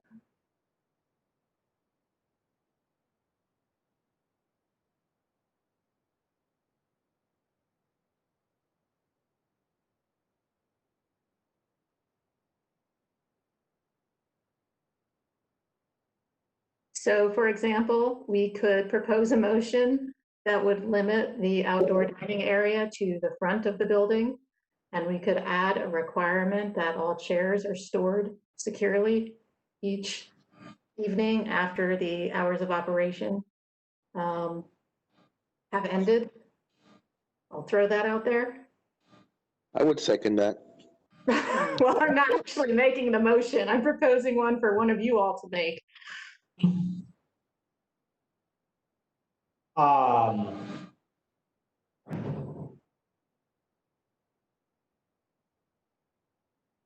do it.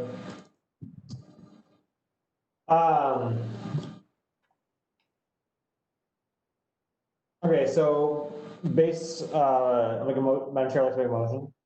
Based on the information in the staff report, the information presented and the input received in public hearing, the planning commission approved PLN PCM 2020-00578 with conditions listed in the staff report. Numbers 1 through 7. Also, I would like to, limit outdoor seating till 8. And the seating modifications only to apply to the front of the building. And that all tables and chairs are secured after hours. Okay. We have a motion by Matt. I will second. We have a second by Andreas. So, yeah. I have a question on that. If you're going to limit this seating to the front, why would we require them to then put fencing up on the south side, which was one of the conditions listed in the motion? I feel like that should be removed. I'll add, okay, so modification or an addendum. Yeah, I would agree with that, Amy. Removing items 3 and 3, 4, and 5.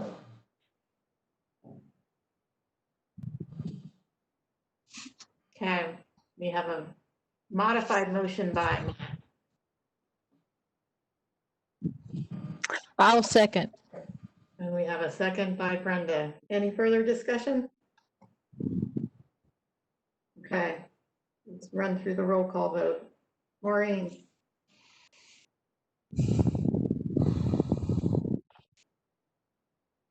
Yes. Amy? I'm torn because I actually don't have a problem with the patio on the south side. Can you come back to me? Please? Yes. Carol? Carolyn, you're on mute. Yes. Thank you. John? Yes. Matt? Yes. Andreas? I will vote yes. Brenda?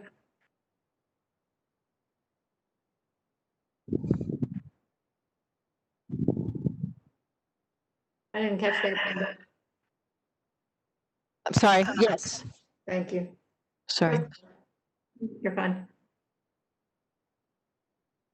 Did you say Crystal? I did say Crystal. I'm a no. Okay, Amy, back to you. Okay.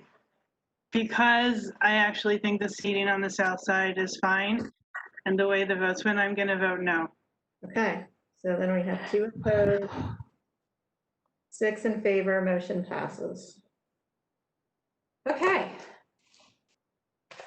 John, thank you all very much for your time and patience. Moving on to item number 2, which is a conditional use ADU at approximately 1756 South Windsor Street. This is case number PLN PCM 2020-00092. And Chris will be making the staff presentation. All right, good evening. I will go ahead and share my screen. It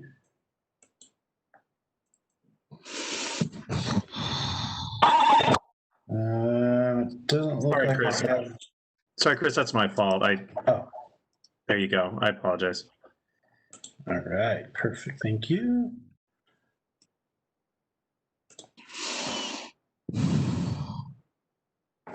Okay, can everybody see that okay?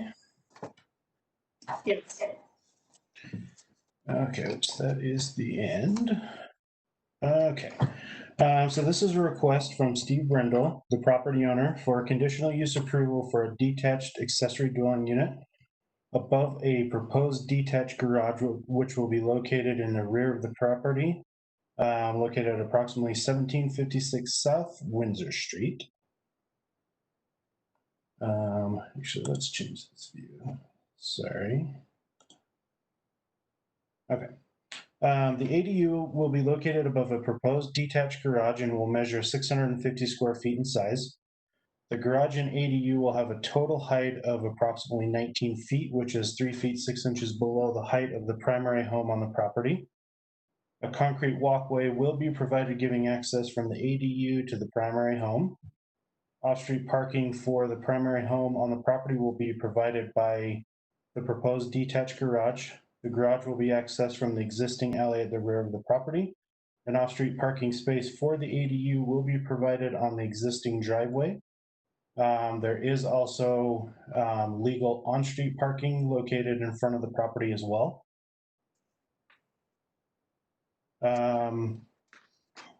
These slides here show the design concept for the garage and ADU. The front is proposed to be covered in lap board and fiber cement siding. The rear will be a combination of stone veneer and stucco, and both sides will be stucco. There will be exterior stairs and an 80 square foot deck that provides access to the ADU. These are some pics of the property. The top two photos show a view of the property looking from Windsor Avenue, or from Windsor. The bottom two photos are photos of the rear yard where the garage and ADU will be located. These are pictures of the alley that runs behind the property that will give access to the parking for the detached garage. During the early engagement process, staff received 8 comments regarding the proposal. 6 were opposed to the proposal, 2 were in favor. Staff received a letter from the Sugar House Community Council Vice Chair stating they were generally in favor of the proposal due to the proposal meeting zoning requirements. Staff is recommending that the commission approve this conditional use request with the conditions found in the staff report. Great. Thank you, Chris. Any questions for Chris right now? No? Scroll through. Okay. And then do we have Steve Brendel here to present? Yes. Yep. So yeah, we have a PowerPoint. We can share our screen if that works. That should just ask that you keep this to 10 minutes. Okay. It'll be less than 10 minutes. Okay. Let's see. So you should be able to share now. Yeah. Great. There we go. Hi, Stephen Brendel, 1756 South Windsor Street. Good evening, planning commissioners. I wanted to just give a brief presentation. I purchased this property. We scoured this area looking for a piece of property that would accommodate the needs. My daughter wanted to live in this area. It's a great area, and it's going through a very interesting and dynamic regentrification. And so we purchased this 100-year-old bungalow, and we're in the process right now of remodeling the bungalow. We've kept it in its original form and so on. So we added 150 square foot to the back of the property. We actually excavated out the basement, took the shelf out from underneath the thing, and put a whole new foundation and supported the house. So it's very well built now, a lot better than it was 100 years ago. And so it'll be a very nice home. My daughter came to me and wanted to stay in this area and live in this area, and came to me and asked me how could we accomplish that.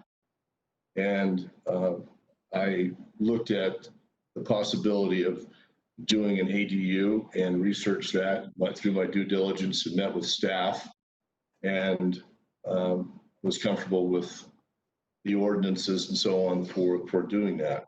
So this was to help women with a more permanent, affordable housing option. This will help subsidize her to be able to stay here in the city where she's going to be working and living here for many, many years.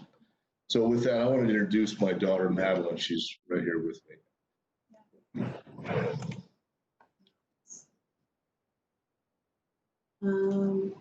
Yeah, so I'll introduce myself. I'm Madeline, as my dad said. I'll give a little overview of my background and my future plans here in Utah.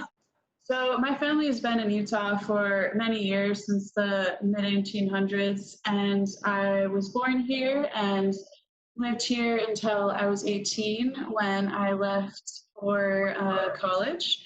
I attended Boston University. I graduated with a Bachelor of Arts in Neuroscience and a Master's of Public Health, concentrating in healthcare management.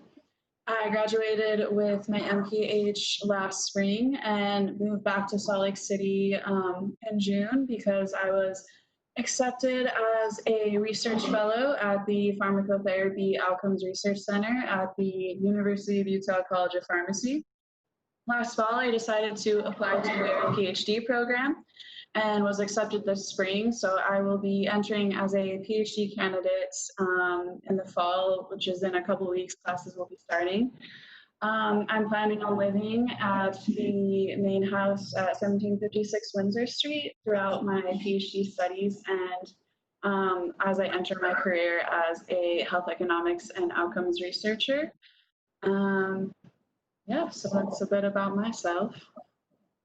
And then just real quick, I think Chris did a good job with his presentation. You all have the packet that he put together with the standards, analysis of standards. And I just want to comment the fact that all of the standards for our ADU are in compliance and outlined in the staff report. And with that, I just want to show you a couple of quick pictures. There's the front of the property from a different angle. There's the rear of the property. It's a very large property, long property that fronts both an alley and the main street. This is another ADU at 841 Coatesville Avenue. That's the main house. That's one street over to the south. It runs perpendicular to Windsor. Windsor is 850, so that tells you it's very close. The ADU to the right is fronts Wilson Street. It's about both the ADUs I'm going to show you that are close by are within 150 foot of our property. The next slide is another property. This is 825 Coatesville Avenue. It's a really neat little property, very quaint. Obviously, they've done a lot of work to it. And their ADU also fronts Wilson Street. Again, this is within 150 foot of our property. And that's our presentation. I'd like to reserve some time for comments. If you guys have any questions for me, I can certainly try to answer them for you. Great. Thank you very much. Any questions for the applicant, any of the commissioners? I have a question for the planning staff. Our ADU ordinance right now does not address building materials, right?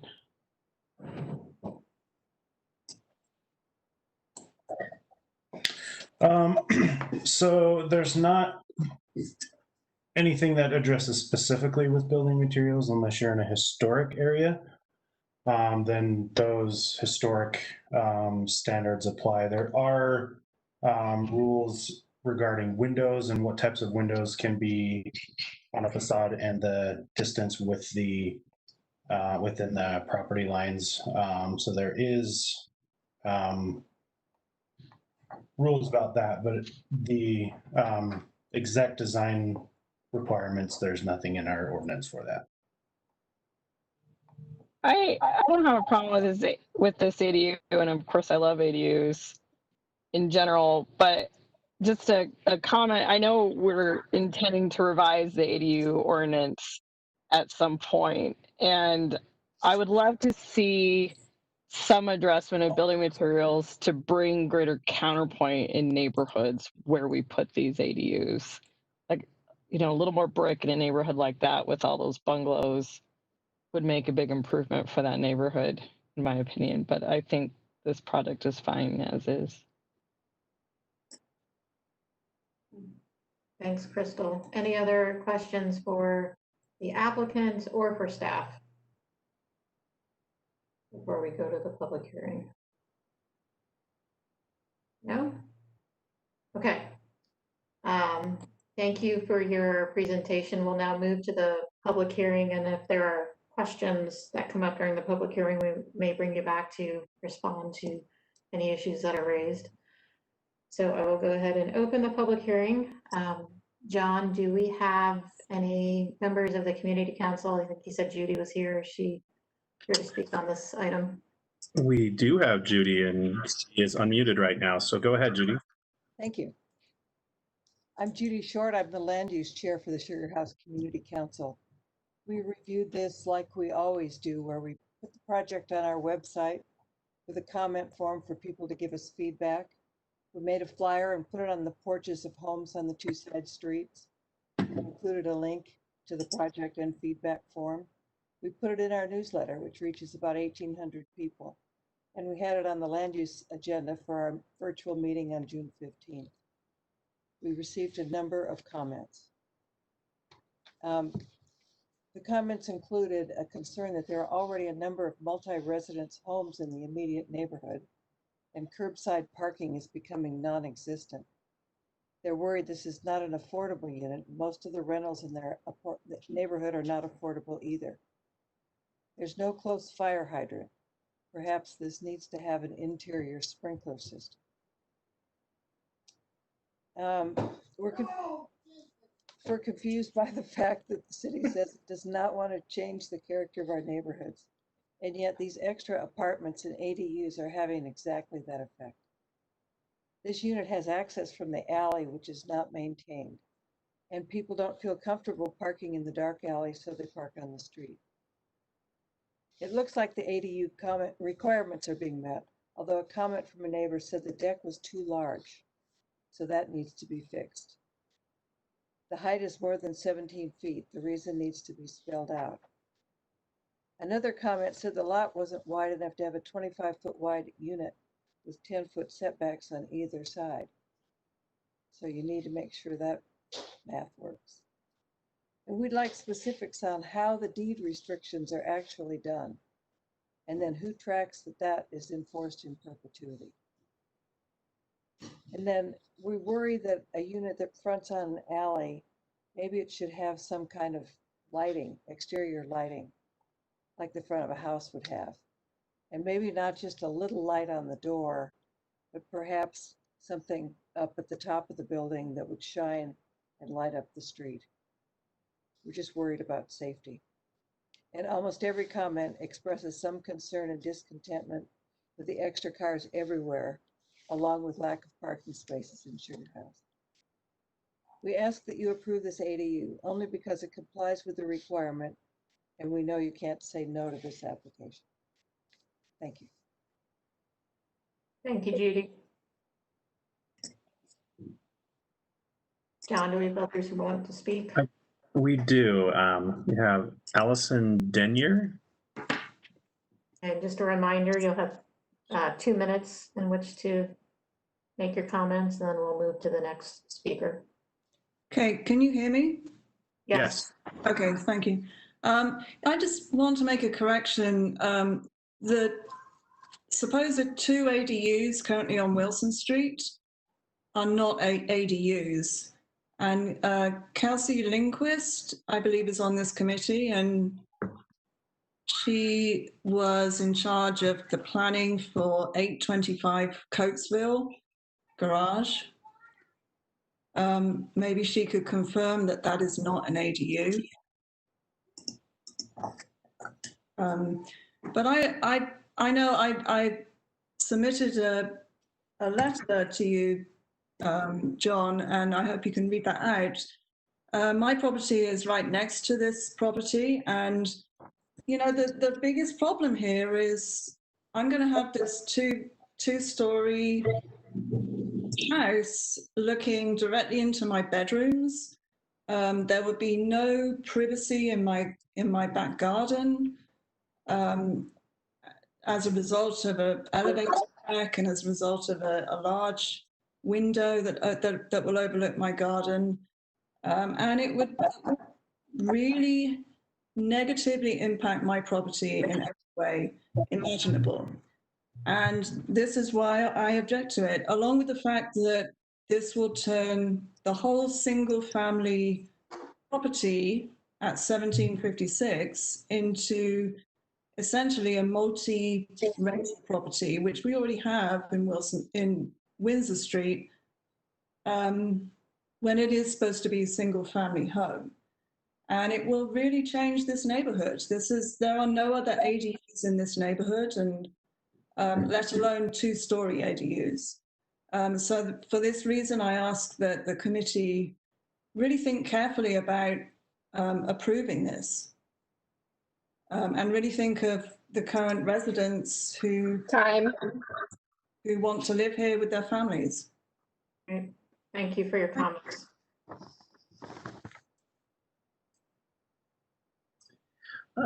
Let's see. I had I have a written comment, but they're also logged in the meeting. So I was going to see if they'd rather speak rather than have their comments read, if that's okay. Yes. So Kristen Blackbane, I have an email from you that I can read, or if you'd prefer to speak before the commission, you can just let me know what you prefer. I'm totally fine with you reading my comment that I emailed in. I don't have it in front of me, and it was much more thought out than what I could get out in 2 minutes. So Okay, yeah, I'd be happy to do that for you. thank you. All right. All right, I will read her email. It says, I'm writing to provide you my official comment on the proposed ADU. I live in the home next door to the north of 1750 Windsor Street. I participated in the planning commission meeting, which provided more insight in the plans and iterations than the owner, Stephen Brendel. Below is a list of concerns and issues about allowing this to be built. Number one, privacy. This is for my home and yard, as well as the neighbors to the south of 1756. The proposed two-story structure would look directly into my bedroom window, backstairs, and backyard. I have two young children who would constantly be able to be in the view of the multiple renters who would be living both in the existing home and the proposed ADU at 1756 Windsor. This is in addition to the planned courtyard/deck that he has adding on to the existing home that will be level with the first story of the home instead of ground level like the other home on the street. Having it level with the first floor will make it so someone standing on the deck is waist level to my fence, again, taking away any privacy my family has in their own home. Second issue is parking. While Stephen Brendel assumes he's going to be providing ample parking for his multiple tenants and or daughter, his proposal still includes a single lane driveway. In order for the cars to be able to get in and out, multiple cars would need to shuffle on the street in order to allow access. There already isn't enough parking for the current homeowners on Windsor, so adding 4+ additional people who may or may not own multiple cars each would create quite a problem. In his proposal, he has a 2-car garage and a driveway, but he admitted to intending to have his daughter occupy the ADU and rent the 4-bedroom home out to the other individual students. That has at least 5 cars, if not more. There just isn't enough space for that. Attached is a picture of Stephen Brendel himself experiencing the current lack of available parking as he chose to park in front of my driveway, blocking it. This has happened multiple times with his workers having nowhere to park and end up parking in front of my driveway in front of the fire hydrant on the opposite side of the street. 3, the ADU does not solve the current housing problems of Salt Lake City. Stephen Brendel stated that his plans are to have his daughter occupy the existing home with other roommates and tenants and move into the proposed ADU and continue renting out the home. This would mean that they are renting out a 4-bedroom, 2-bathroom home in Sugar House. In Stephen's own words, in the planning meeting, the home will be the nicest home on the block and worth $750,000 when he's done with it. This would obviously mean that the rental price of the home would clearly not fall in the affordable housing category. This is only a problem. There isn't a lack of available housing in the area. There's a lack of affordable housing in this area. Building an ADU in the backyard of a home, having your family live in it, then renting out the home to multiple people at high prices, definitely not the answer nor the solution to this growing problem. It's only contributing to it. This would further open the door to other builders or out-of-state investors to follow suit and continue to add to this problem, which is how it got out of control in the first place. Another home was recently sold on our street, and the builders were lined up the day it was to put on the market looking to do the same thing. Stephen Brendel looked at this other home himself. Luckily, the former owners agree with the concerns of the neighbors on our street and chose to sell to a small family instead. 4 and last, the majority of the stretch of Windsor Street is made up of single-family owner-occupied homes. We really value the small and quiet neighborhood. Adding multi-renter, multi-family properties with a home and ADU really takes away from the very reason that most of us chose to buy a home in the area. There are several families that lived here for decades. Please respect the current homeowners on Windsor Street and their wishes. Please consider the neighbors when making these decisions because we are the ones who are most affected by it. There isn't a single homeowner on the street that wants to be approved. Thank you for your time and consideration in your decision-making process. I also had an email from Allison Daniel, but she already spoke. Madam Chair, did you want me to read that as well, or just stick with her spoken words? We have the email in our packet, correct? Yes, you do. Yeah, and she spoke. Let's go on to see if there are others who wish to speak. It looks like there's at least one more. Sorry. Let's see. Greg Wilson, are you there? Yes. All right, go ahead and speak. You have 2 minutes. All right, thank you. Okay, so I've lived in this home for 34 years. My Uncle Pete lived across the street at 1762 South from just after World War II until 2003 and his death, so about 55 years. So I have a connection to the neighborhood that makes me more than just an ordinary stakeholder. And I anticipate that we will be in our house, my wife and I, for the foreseeable future, about 20 to 25, maybe 30 years, depending upon our health. So we're not just fly-by-nights. Please take that into consideration. I oppose this for several reasons. Number one, you guys must take responsibility for allowing Sir Brendel to act so high that it takes away the privacy of the adjoining neighbors. I mean, can you imagine somebody standing on a deck looking into your bedroom? That's just voyeurism, and you're supporting that. Two, this ADU is way too high. Even a small window looks into these people's backyards, and it's more taking of privacy. And the issue of parking and driving and traffic is just unreal. But the main thing is, this is a huge change to our neighborhood. I just walked around earlier this afternoon. Of the 7 houses on their side of the street, 3 are rented, and there's a 4-plex on the corner. On my side of the street, there's 1 house rented, a duplex, and around the corner, a 20 apartment building. We have more than enough rentals. I think that's the main germane point. Thank you so very much. Do not approve it. Thank you for your comments.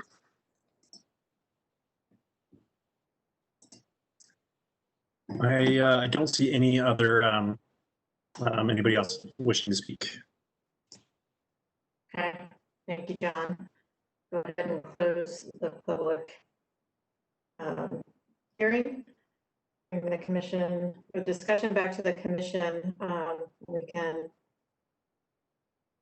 give the applicant some time to respond, but before we do, Chris, can you address the question about how the deed restrictions work for ADUs? Or whether there are deed restrictions? I think that's the question. Yeah, so the deed restriction is a legal document essentially restricting the property to adhere to the requirements of the accessory dwelling unit section of the ordinance. What it does is it requires that the owners of the property be owner occupants either of the ADU or the primary dwelling, whichever one they choose. And if for whatever reason the owner sells the property, the new owner would have to adhere to that same deed restriction or remove what makes the ADU a legal ADU. Those are signed and recorded with the Salt Lake County Recorder's Office. So it is a legal document that they do have to adhere by. If there are complaints that they're not adhering to the requirements of that deed restriction, then it would be a complaint made to the Civil Enforcement Department, who would investigate the complaint to see if there are any sort of violations that are taking place. All right, thank you for that. And then can you confirm that was there another comment? Yeah, Madam Chair, I didn't scroll all the way down on the attendee list and I missed Zach Salt. Can we allow him to speak? I was wondering. I thought maybe he took the rest of the evening off, but yes, you can allow Zach to speak. Thank you. Zach, I apologize for that. Thank you for sending an email to clear that up. No problem. Yeah, that's the problem with the Z, the first name. Zachary Dusalt, speaking in favor of the application. For pretty much the reasons I always speak in favor of ADUs: increase affordable housing stock, increase diverse options for housing in the city, begin to address the affordable housing crisis. And while I sympathize with neighbors who say that, well, this isn't affordable housing, getting to the housing stock is how you lower the market rate of housing.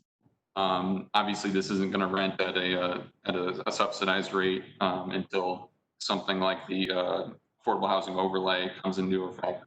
And I also just wanted to address a comment that Crystal made as regard to building materials for future ADUs and in the event that the ordinance is altered. One of the big things that's good about ADUs is that they're a low cost option for construction, and by handcuffing developers with certain restrictions, like I know in this case, I'm a contractor, but brick would be much more expensive than stucco in this case. And I know there are certain restrictions as to foundations with ADUs where traditional single family homes could use a less expensive foundation. And that's currently in the ordinance that's holding up construction. So that's my comments in favor of the application. Thank you. Great, thank you, Zach. Chris, I have one more question for you on the building height. Can you explain how this complies with the ordinance, the proposed height? Yes, so an ADU that's 17 feet or less in height is required to have a setback from the rear and side property lines of 4 feet. You can go above 17 feet in height as long as it does not surpass the height of the primary dwelling. But the setbacks for the ADU have to increase to 10 feet from the rear and side property lines. Unless, or if the ADU is adjacent to an alley, that 10-foot side setback requirement can be reduced to 4 feet. Got it. I have a question about that too, Chris, which is that one of the letters we got suggested that there was not, in fact, 10 feet is on the side yard. This is from an adjacent property owners. Yeah, with that, and Steve could probably speak a little bit more to this, but he had the property surveyed, and the site plan that he presented was based off of that survey, according to him. So we have to go with the good faith that that information is in fact correct.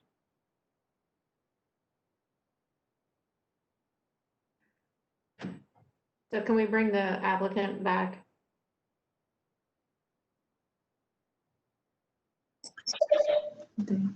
Yeah, Stephen's.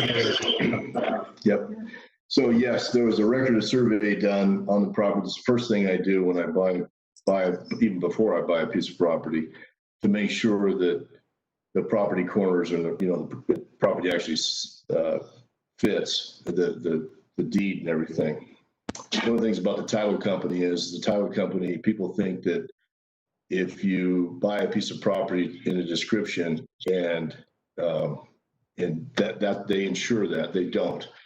They don't insure the property corners. The first thing, again, I do is have the property corners staked. They actually do a record of survey, which actually they put a bar and cap in. They actually put their survey number, their license on that cap. Those caps are all in place on the property today. And that the one property corner that Kristen has addressed is actually 3 feet. They put the pin in 3 feet away. And I explained that to them. It's actually written right on the stake. The reason they put the property pin 3 feet away is because they're, I'm not sure what it is. It's a garage or a shed or whatever it is actually, their foundation is right underneath the property line. So it's probably encroaching by an inch or so. So that's the reason that she saw that stake and thought that that's the property corner, which it's not. Again, I have an actual stamped copy of the survey. It's actually a recorded document. It's public record, and it actually shows that. It's actually delineated in that northwest corner of the survey. All right, thank you. Do you want to address the comments that were raised during the public hearing? Yeah, some of them I really, I won't, because they just made me mad. The voyeurism and that kind of stuff. This is my daughter's house. You've seen, she's a very accomplished girl. She wants to live in this neighborhood, and being attacked by neighbors is not very kind, and I don't get it. But some of the things were brought up about privacy and trees. I have no problem. In fact, I brought that up in our neighborhood meeting, and what I suggested was, and I'll be certainly willing to work with both of my neighbors. I have no problem with that. We can actually put trees right down the property line on both sides of the property and stagger those so it actually looks like it belongs. So it actually has a nice feel, that it doesn't just my side that I have to put a row of trees. It makes it look a lot more appealing. I have no problem with that whatsoever. I would love to do that. I would love to work with my neighbors. That's never been a problem. I don't know why we're being attacked. I'm sorry, but I'm very upset. My daughter's very excited about doing this. This is something that really benefits young people, to be able to stay in a community like this, that can actually live in the community and work in the community from Windsor Street to the University of Utah. These are the kind of people we want in our community, I think. And again, I take offense to some of the comments. I think they're really, really out of character and unjustified. Thank you for that. Thank you. Any other questions or comments, or I should say, I do have a question.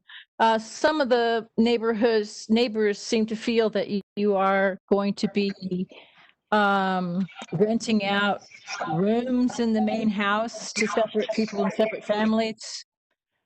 Are you aware that there's a limitation on the number of different that doing so puts you in jeopardy? You can't rent out a lot of different rooms or make more than one ADU. Your main building has to be a single family unit. Is there any intention of having more than one apartment in that building? Absolutely not. I'm not sure where that even came from. That is not the case whatsoever, man. And I looked over all the, you did as well, the ADU compliance, and I saw that point about the limit on family members, and we're in compliance with that. And we have absolutely no intention. There was someone said that we're going to rent out,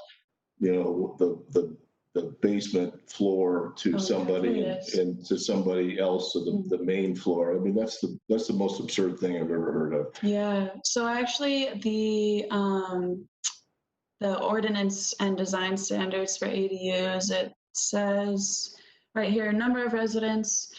The total number of residents that reside in an ADU may not exceed the number allowed for a family as defined by section, bunch of numbers, definitions and terms of this title. And it says that a family means any number of people living together in a dwelling unit related by blood, marriage, or adoption, including up to 3 additional unrelated people, or 1 to 4 unrelated people living together in a dwelling. And yeah, we're not planning on more than that. When you're working on a PhD, this is not going to be like a frat house. This is a completely different scenario. Madeline will have a roommate or 2, but that's it. And with that, they also will be PhD people, or working on their doctors working on their stuff. And because you don't stay up late, you have to study. To get a PhD is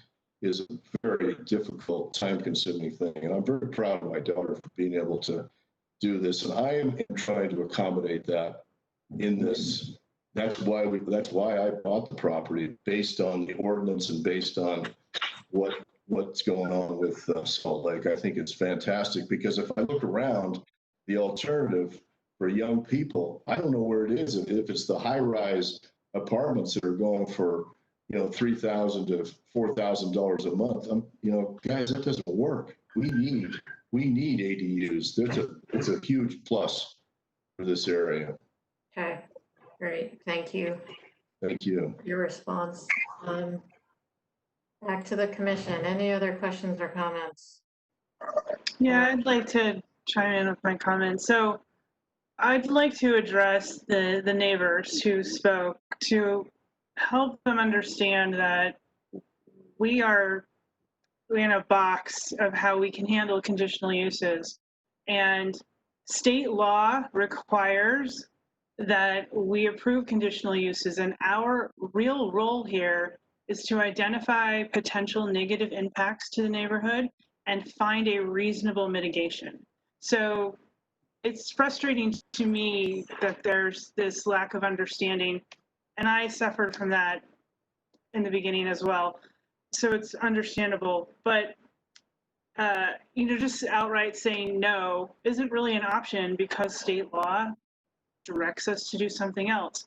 So to me, the impacts that were brought up by the neighbors include parking and include privacy issues, which I feel like the applicant is addressing. I think that the parking in the plan is totally adequate to be off street, and I think the applicant's willingness to do some planting is also what needs to happen. I'd also like to tell the applicant a lot of times, people create scenarios of what they think may happen. And so for me, I can't make a decision based on speculation of who or how many you may have lived there. That would be a compliance issue in the end. I'm perfectly, I feel like the impacts can be reasonably mitigated in this regard.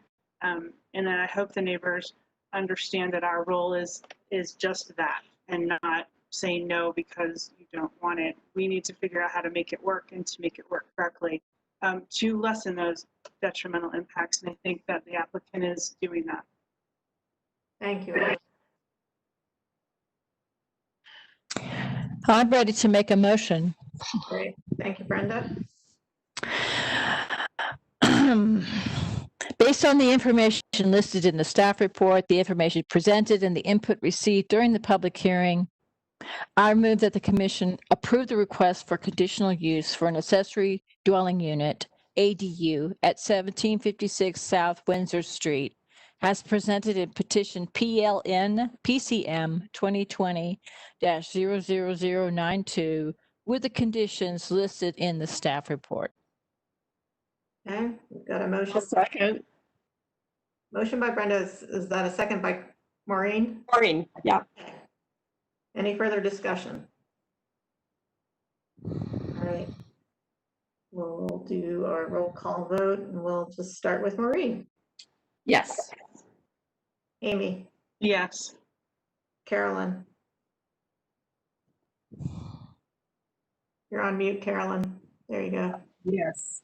Agreed. John? Yes. Matt? Yes. Andreas? I will vote yay. Brenda? Yes. Crystal? Yes, I was gonna make a small condition, but Brenda beat me to the punch. So I just want to recommend to the homeowners that they do consider lighting in the alley. And I think that's something we ought to look at in our standards ongoing, because that has been a real issue citywide. Agree with that. Thank you, Crystal. And motion passes unanimously. So you have your permit. Okay. Madam Chair, can we take a 5? Yes, we can. Let's take a 7-minute break. Let's reconvene at 8 p.m. Thank you, Amy.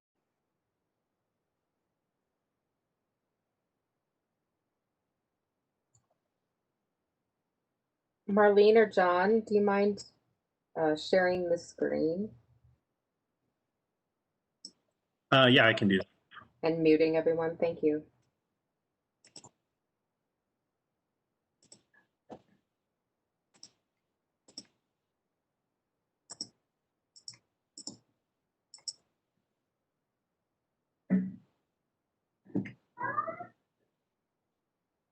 What?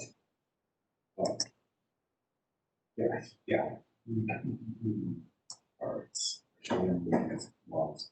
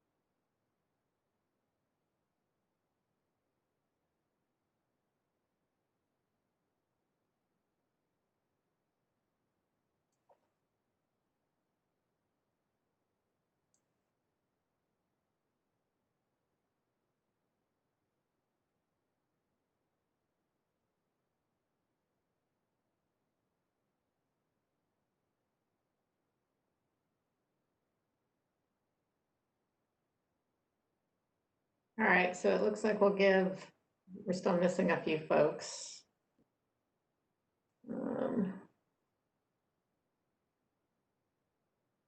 We'll give it one more minute.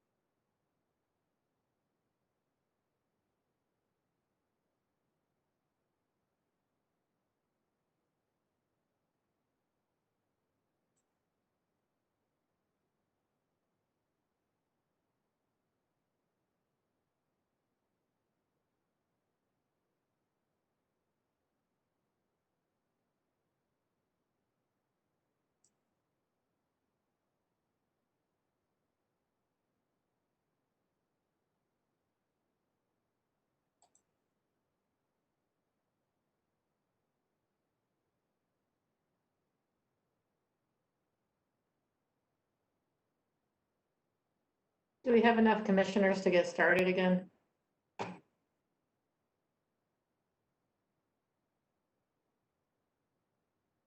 John, I think you're muted.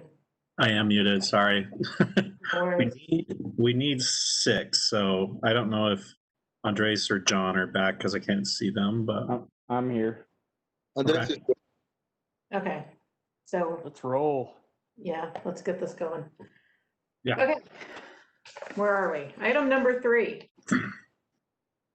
Conditional use ADU at approximately 1079 South Jeremy Street, case number PLN PCM 2020-00429. And because I have to recuse myself due to a business conflict, Brenda will take over for me on this one. Thank you, Adrian. So the staff presentation on this is Chris Earl again. Hello, welcome back. I will go ahead and share my screen.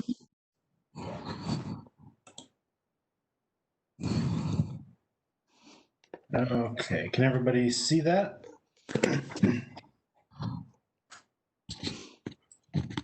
Yep, looks good. Okay. Let's see, let me go back to the beginning. So this is a request from Andrea Palmer with Modal, representing the property owner, for a conditional use approval for a detached accessory dwelling unit located in the rear yard of the property, located at approximately 1072 South Jeremy Street. The ADU will be located in the southwest corner of the rear yard and will measure 425 square feet in size with a height of approximately 12 feet. Concrete walkway will be provided, giving access from the ADU to the primary home. Parking for the primary home on the property will be provided by an existing detached garage. Off-street parking for the ADU will be provided in the rear yard to the east of the unit and can be accessed from the alley behind the property.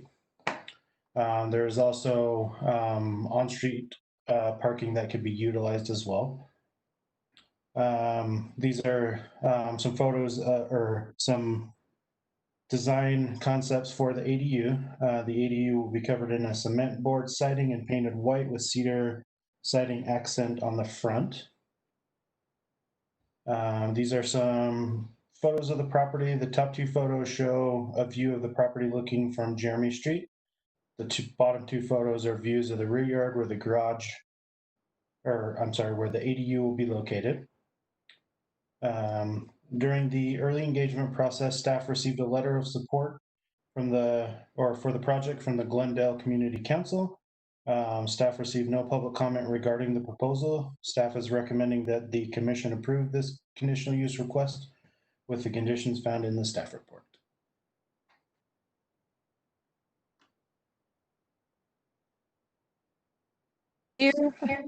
Does the applicant wish to speak? Hi, Andrea Palmer here with Modal Living. I am the applicant for the homeowners at 1072 South Jeremy Street. I wanted to go over the use of the ADU. It's for a family friend and business associate of the homeowners. They've lived in the house for 25 years and have been very proactive with this project and speaking with their neighbors and familiarizing their neighbors with what's going on in their project and what their intended use is. And both neighbors adjacent to the properties on the north and south are have voiced favor for the project. So if there's any other questions the commission may have for me, I'm more than happy to answer those. Questions for the applicant at this time? Then we'll move on to the public hearing. So open the public hearing. Is there anyone who wishes to speak on this topic? It looks like we have Zachary Dussault who would like to speak. Zachary Dussault, speaking in favor of the application. Just keep it very short. It's the same reason I speak in favor of all ADUs: increase affordability, increase variety of housing types. That's it. Thank you. Thanks, Zach. Thank you, Zach. And Commissioner Scheer, I've received one email that I can read out loud if you'd like. Please do. It says, commission members and staff, I'm writing conveying my support of Marcy and Ann's ADU project at 1072 South Jeremy. I live in the house right next door to the south. They're good neighbors and will make something good happen for the community of this project. Looking forward to seeing it. Ryan Diener, 1076 South Jeremy Street.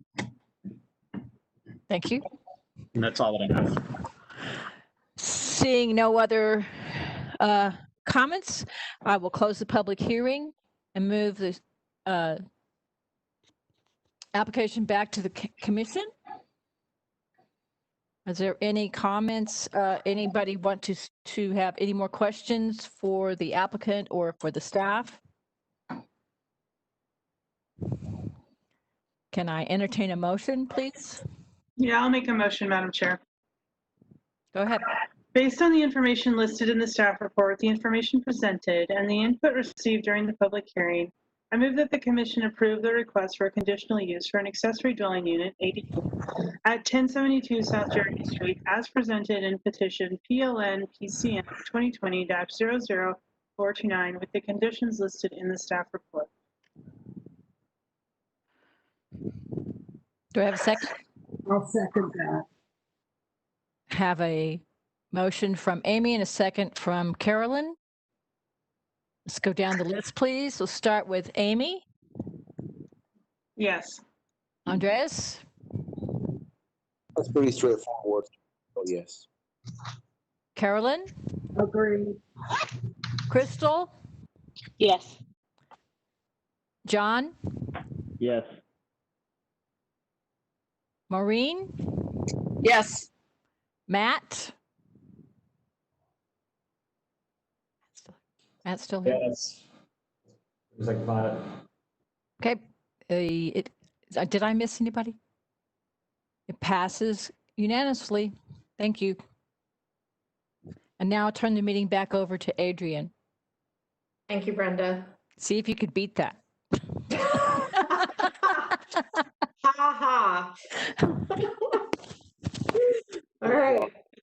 Agenda item number 4, conditional use ADU at approximately 1336 South, 1000 East, case number PLN PCM 2020-00421, and Chrissy is giving the staff report. Hi, good evening. I just shared my screen, so you should be able to see it. So this is a conditional use request from Paul Swenson, the property owner, for an attached accessory dwelling unit at approximately 1336 South, 1000 10th East.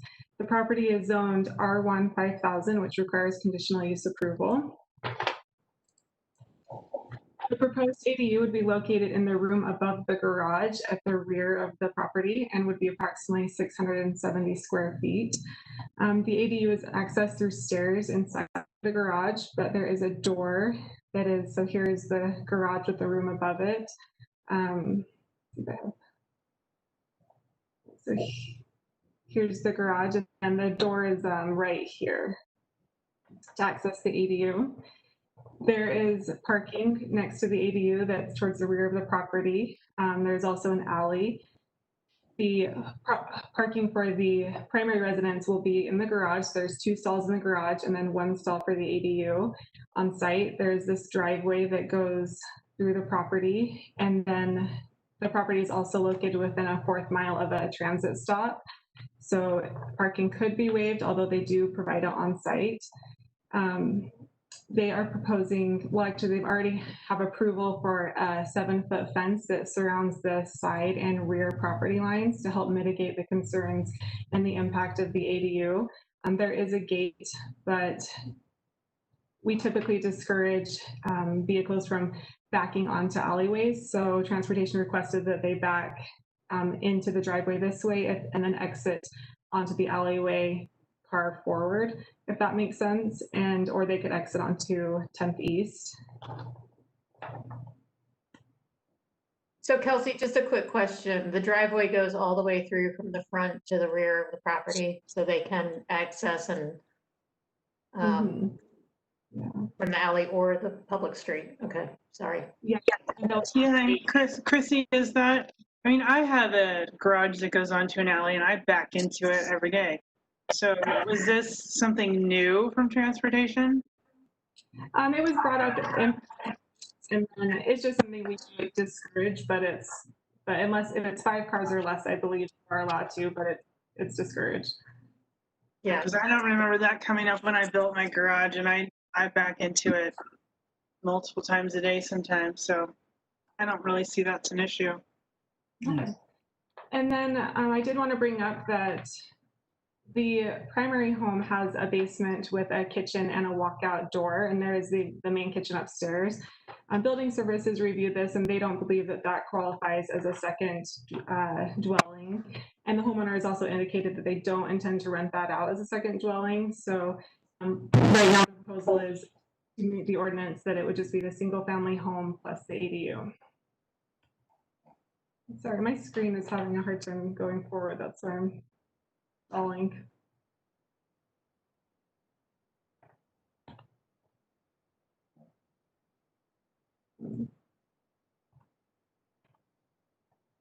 There we go. Okay. This property is a little bit unique in that it's already mostly been built. It's under construction right now. So we have photos of the actual ADU. This is the rear of the property. Here is the door I was talking about with the parking would be right here in front of it. The ADU is on the 2nd story. And then here are photos that show the garage and then the main home and the elevation.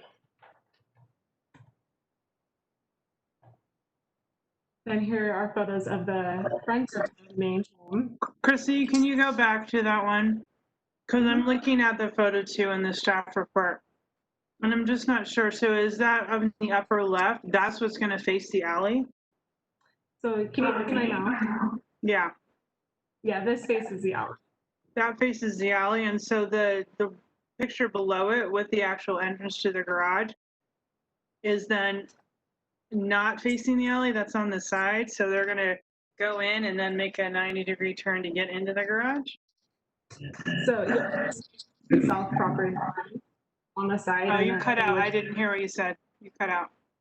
Yeah, this facade is the south property line. So they would come in through the driveway here and then turn into the garage.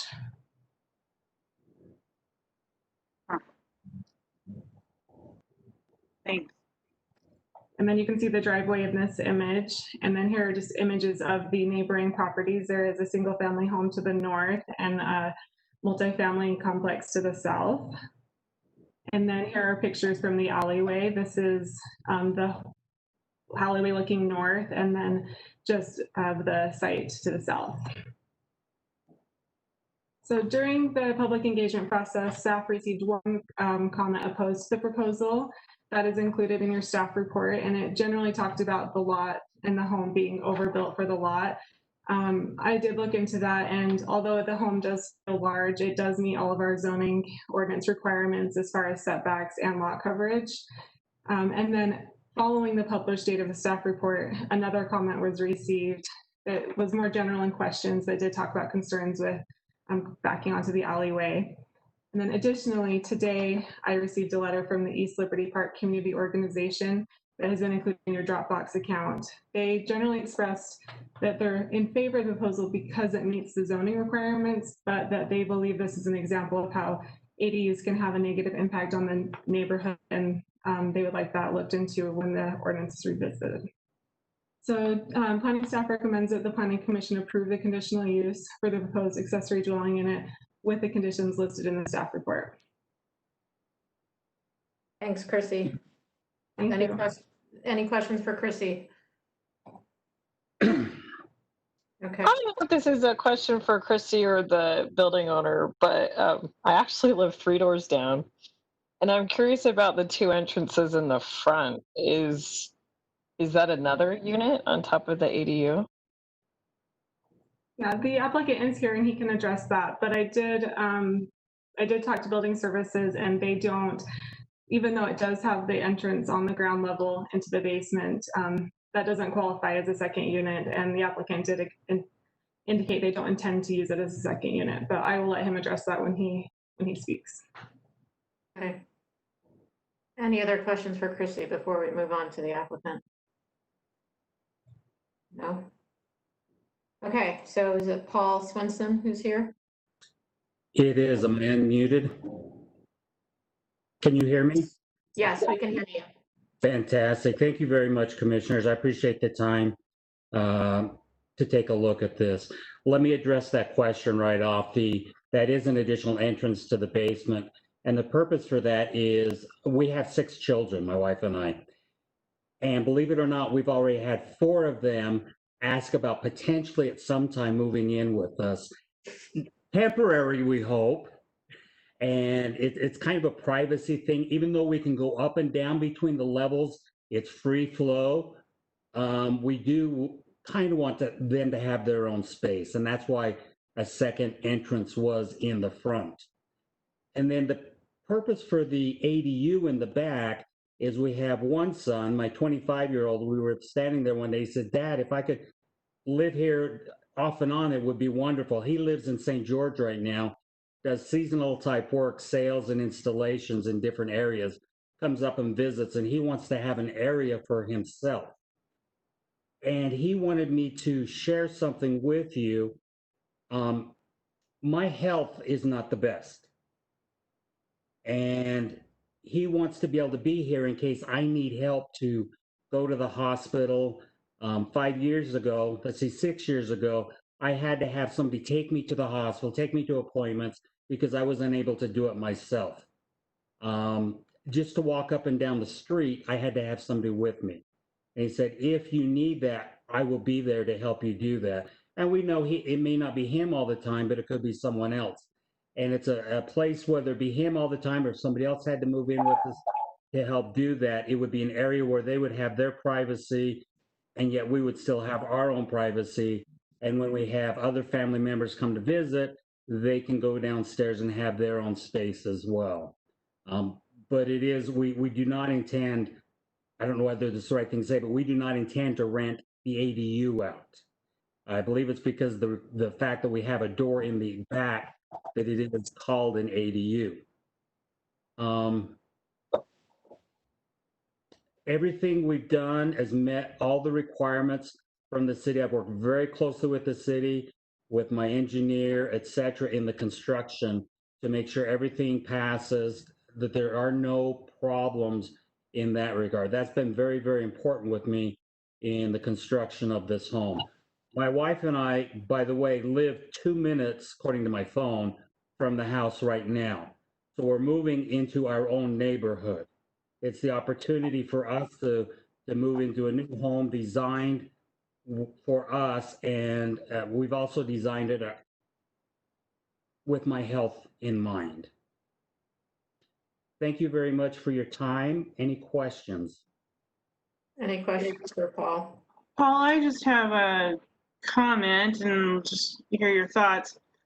Because of how this faces the alley, are you considering to put some lighting if your parking is going to be right there for some safety concerns? Like the picture doesn't really indicate that you have any lighting going on, but I would really strongly recommend you put some There motion is some, light or something that's bright to, there is lighting planned for back there. In fact, it was a requirement on the initial plan to have lighting there, but I still want to be sensitive not to put too much lighting back there that would create light noise for the neighbors. I don't want to do that either, but yet I do absolutely want to have lighting back there. okay, that's great. Thanks, And Paul. if there was a question about the pull into the driveway, that absolutely meets code to be able to pull in that direction. That was something important early on because I needed the ability to pull in the garage and go into the house from the garage, not to have a detached garage. Yeah, I was really just trying to understand the position of where things were because I wasn't clear on it. So that's not a problem. I just couldn't tell from the photos, but thanks, Paul. Any other questions for Paul right now from the commission? No? Okay. Thank you, Paul. We'll go ahead and move to the public hearing. Thank you very much. We'll go ahead and open the public hearing, and I'll ask John whether there's anyone here or listening in from the community council who'd like to speak, or anyone at all who would like to speak. Well, I did receive one email that I can read into the record. Let me see.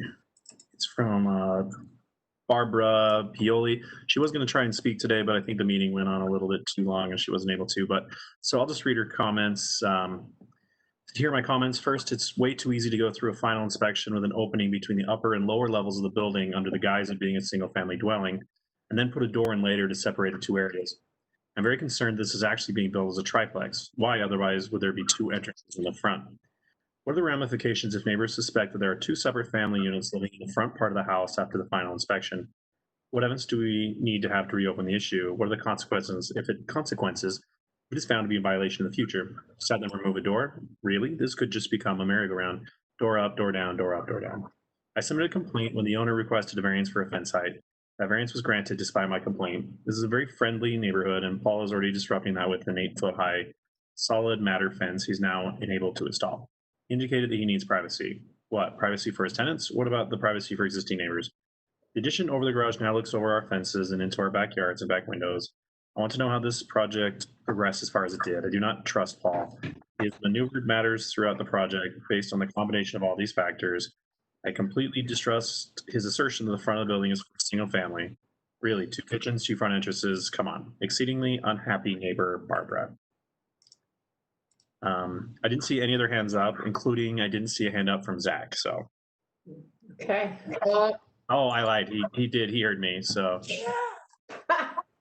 So I'll mute him. Go ahead, Zach. Sorry, I was slow on this one. Zachary Dussault speaking in favor of ADU. Same reasons I always do, and that's it. Thanks. Thanks, Zach. Okay. Any other hands or any other comments, John? No other hands, no other comments. Okay, thank you. I'll go ahead and close the public hearing. I'll ask Paul, you don't have to, but do you want to respond to the comment from the neighbor? It's up to you. I would be happy to respond. Can you hear me? Yes. Okay, thank you. There is absolutely no intent to be unfriendly. Quite the contrary. I've actually walked the block, introducing myself to everyone. Today, my neighbor hollered out at me, "We can't wait till you move in." Already had conversations with people in the area. That's none of the concerns at all. As I've already stated, it absolutely is not a triplex. We absolutely do not plan on renting it out. So that's pure speculation on their part. I've actually called Barbara because I knew she had concerns about the fence, talked to her about that, welcomed her to come over anytime to visit with me. Have not had that. And I'll just pretty much leave it at that. Generally speaking, I've had very, very good conversations with everyone in the area, and we'll welcome anybody to come over and chat anytime. People do stop and chat with me once in a while. Okay. Thank you, Paul. Any further questions? We have any other questions for Paul? I'm not seeing Some any. visit. All right. Any other questions for Chrissy? Any other questions at all, or is someone willing to make a motion? I'll make a motion. Thank you. Based on the information listed in the staff report, the information presented, and the input received during the public hearing, I move that the commission approve the request for conditional use for an accessory dwelling unit, ADU, at 1336 South 10th East, as presented in petition PLN ECM 2020-00421, with the conditions listed in the staff report. Thank you, Carolyn. Motion by Carolyn. I'll second. Second by, was that Amy? Amy, okay. Second by Amy. Let's go and do the roll call, unless there's any further discussion. No? Okay. Maureen? Yes. Amy? Yes. Carolyn? Agreed. John?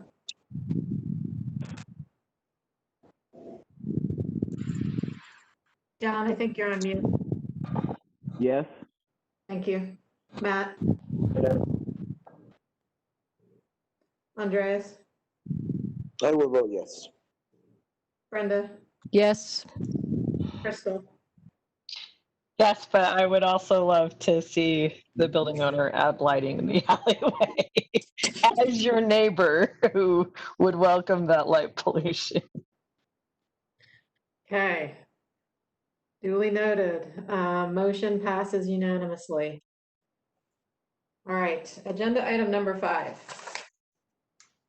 Conditional use ADU at approximately 2297 South Lake Street, case number PLN PCM 2020-00427, and Linda is making the staff, presenting for staff. Yes, let me just pull up my screen here. Can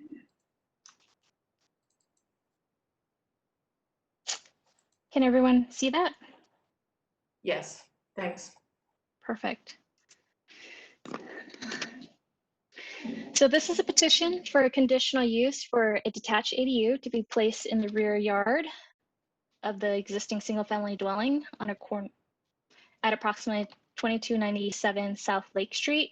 Subject parcel is zone R1 5000 single-family residential, and staff is recommending approval with conditions.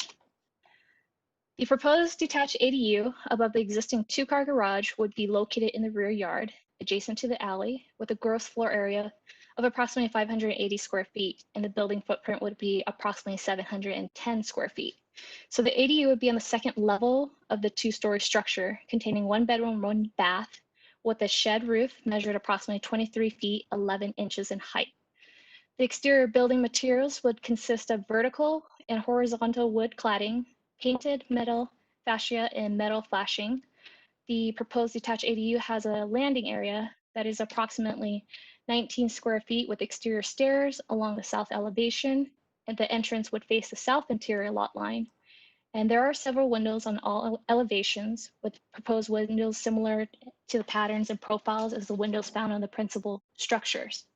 As you can see here, the pedestrian access goes through the proposed concrete driveway to the alley, and the parking for the existing home is accommodated by the detached garage, which we see is access from the alley, and the proposal is providing 1 off-street parking, as you can see, south of the ADU between the south lot line with access from the alley.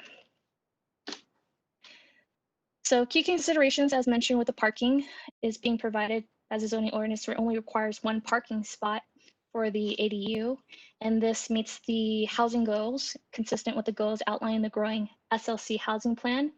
In addition, the proposed ADU is consistent with the residential land use goals and policy included in the Sugar House Master Plan. site visit photos of the existing site. Here you can see in image 1 is the rear yard facing east towards the alley. And the main structure you see there is the actual detached garage. The smaller structure on the left is the existing playhouse that would be removed. And on the right of the detached garage is the area where the proposed ADU parking space will be. In image 2, you'll see this is the south elevation of the detached garage. Image 3 is a view of the detached garage from the alley. And lastly, image 4 is a view of the alley facing south with the subject property on the right. So as noted in the staff report, Sugar House Community Council is generally in support of the project, and when public comment received did not indicate a position. Staff has not received any additional comments on the project. In summary, the proposal generally meets all the applicable standards, and staff is recommending that the Planning Commission approve the conditional use. This concludes my presentation, and I'm happy to answer any questions you may have. Thanks, Linda. Any questions for Linda? No. Okay. It looks like we have a couple of presenters, Thomas Bath, Jen Daly, and Christo. I don't know in what order they want to speak. I'm Thomas Bath. Can everybody hear me okay? Yes. Excellent, great. I have a little presentation I'd like to share also, if that's possible. Just see.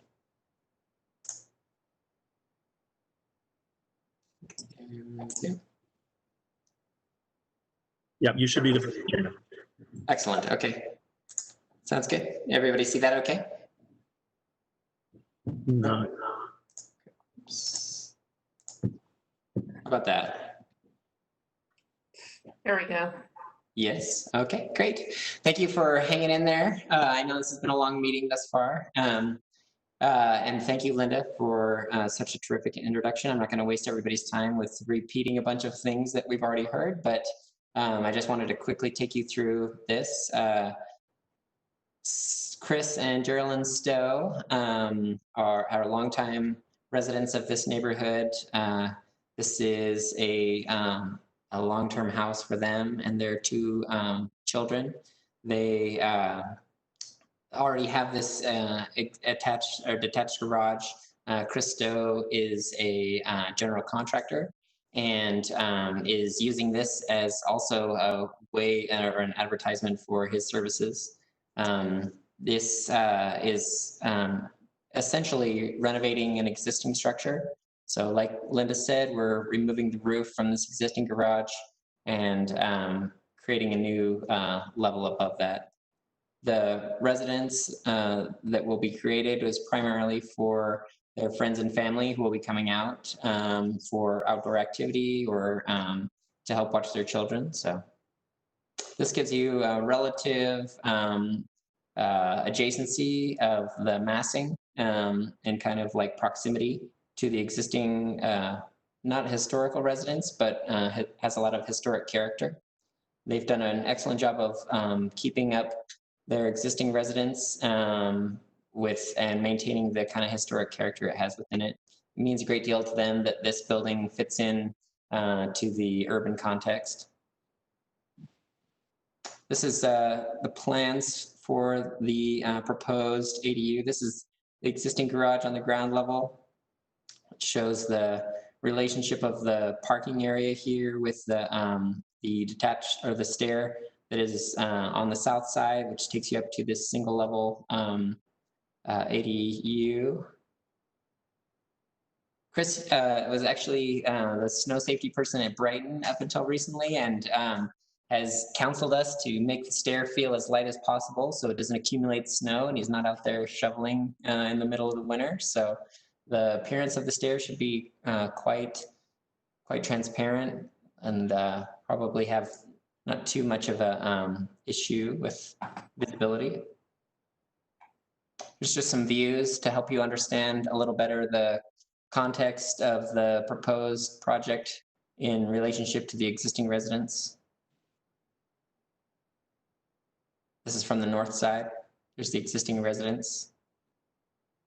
And this is just sort of a profile elevation view that shows the existing residence in the background there, kind of give you an indication of what the scale and massing is like. Thomas, can I ask a question? So the fence, if that's the parking area for the ADU, it looks like the fence encloses that area. Yes, that's an excellent question, Adrian. This is actually a big gate that opens up. It's just modeled like this just to kind of put more focus on the ADU itself. Got it. Thanks.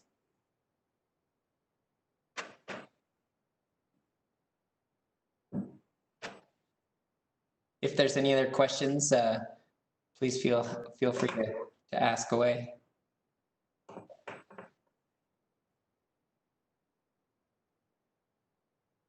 Is that the end of your presentation? It is, yeah. Okay, great. Any other questions for Thomas? No?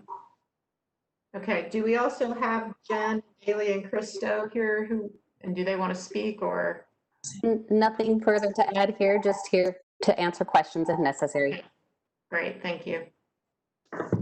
Okay, seeing that there are no other questions for the applicant at this point, we'll go ahead. Thank you for your presentation. We'll go ahead and move to the public hearing. We'll open the public hearing and ask John if Judy is still here and wishes to speak, and if anyone else is here and indicating an interest in speaking. Judy has made it through a long meeting, and I believe she does want to speak. So Judy, if you'd like to give us your comments, please. So maybe I'm the only crazy person here. I think we really like this ADU. It's very thoughtfully designed, and it's obvious from comments that we received from the neighbors that they really like this family and the way they keep up the property. They're pleased to see this. I like the way that it's clear that the entrance to the garage is in the back. Not quite sure where the ADU parking is. Behind that gate he was talking about, next to it perhaps. The one comment I did want to make is a reference to a second source of income for visiting outdoor enthusiasts. He should be reminded that rentals must be for a period of 30 days or longer. Shorter than that's against the city code. So we'd like to see you approve this. Great.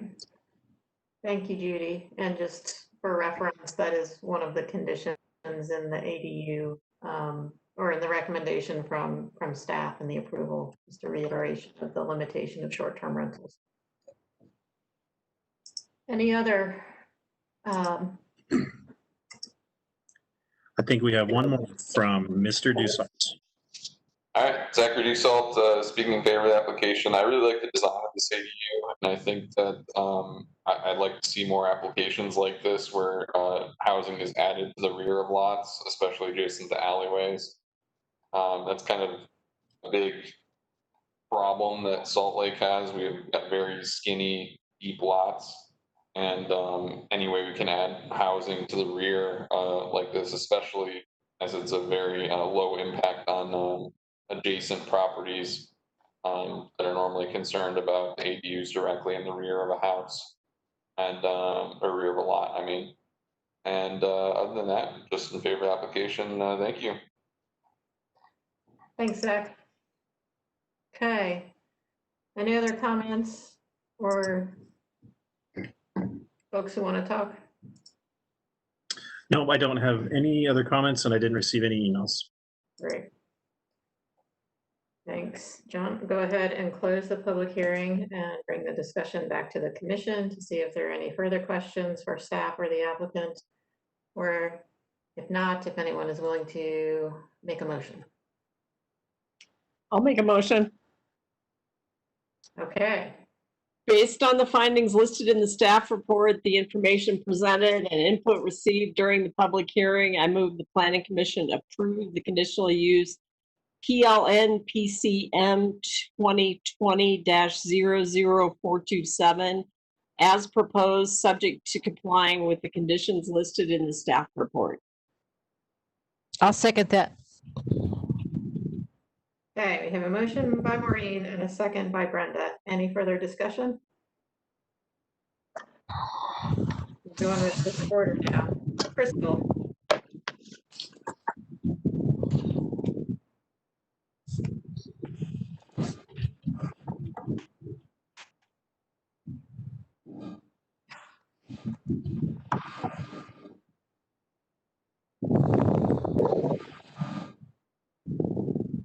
Did we temporarily lose our chair? It looks like it. Okay, sorry. I think I'm having internet issues. Try this again. Crystal? Yes. Okay. Brenda? Yes. Andreas? Just wanted to say it's a very nice project, and the design is very nice as well, and I'll vote yes. Matt? Yes. John? Yes. Carolyn? Agree. Amy? Yes. Maureen? Yes. Okay, motion passes unanimously. Thank you all very much. So that was our last agenda item. John or Michaela, is there anything else? No, I think we should conclude. Okay, well, with that, thank you all for your time and we will adjourn. Yep, thanks everybody. Okay. Carolyn, I just wanted to say it was really good to see you.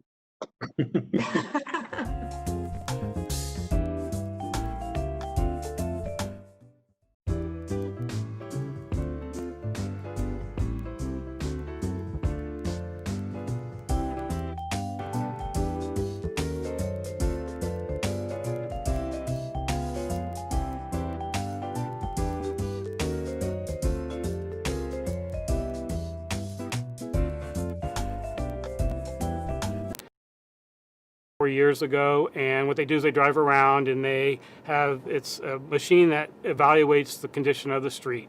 They take all that information, they put it together, and they basically score the streets 0 to 100. As it's just like you're going to school, 100's the best, 0 is the worst.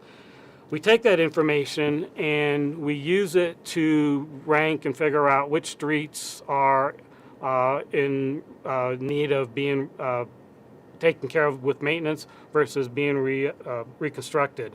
Any street below a score of 40 are streets that we identify as those needing to be reconstructed.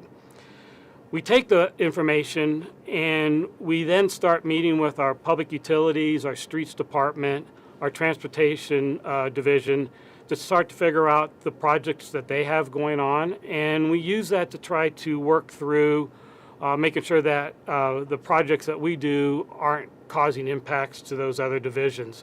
We don't want to pave a street and then 1 year later have public utilities have to go in and put a water line in, or have some elements missed because we went too quickly on that project. So we work closely with those other divisions, and working with them helps us put together an action plan.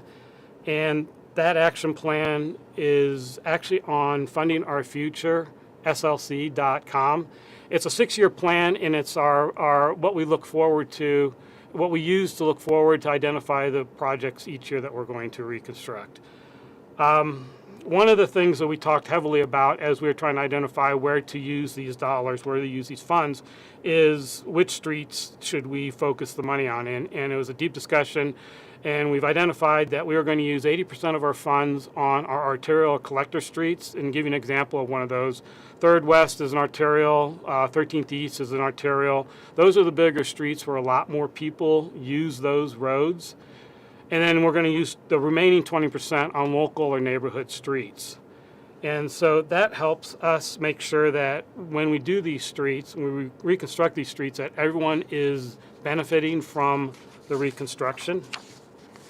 On our local streets, we are going council district to council district. This summer, we're going to be focusing our attention on the local streets located in Council District 1 and 7. And over the next few years, we will be getting to some of the streets in Council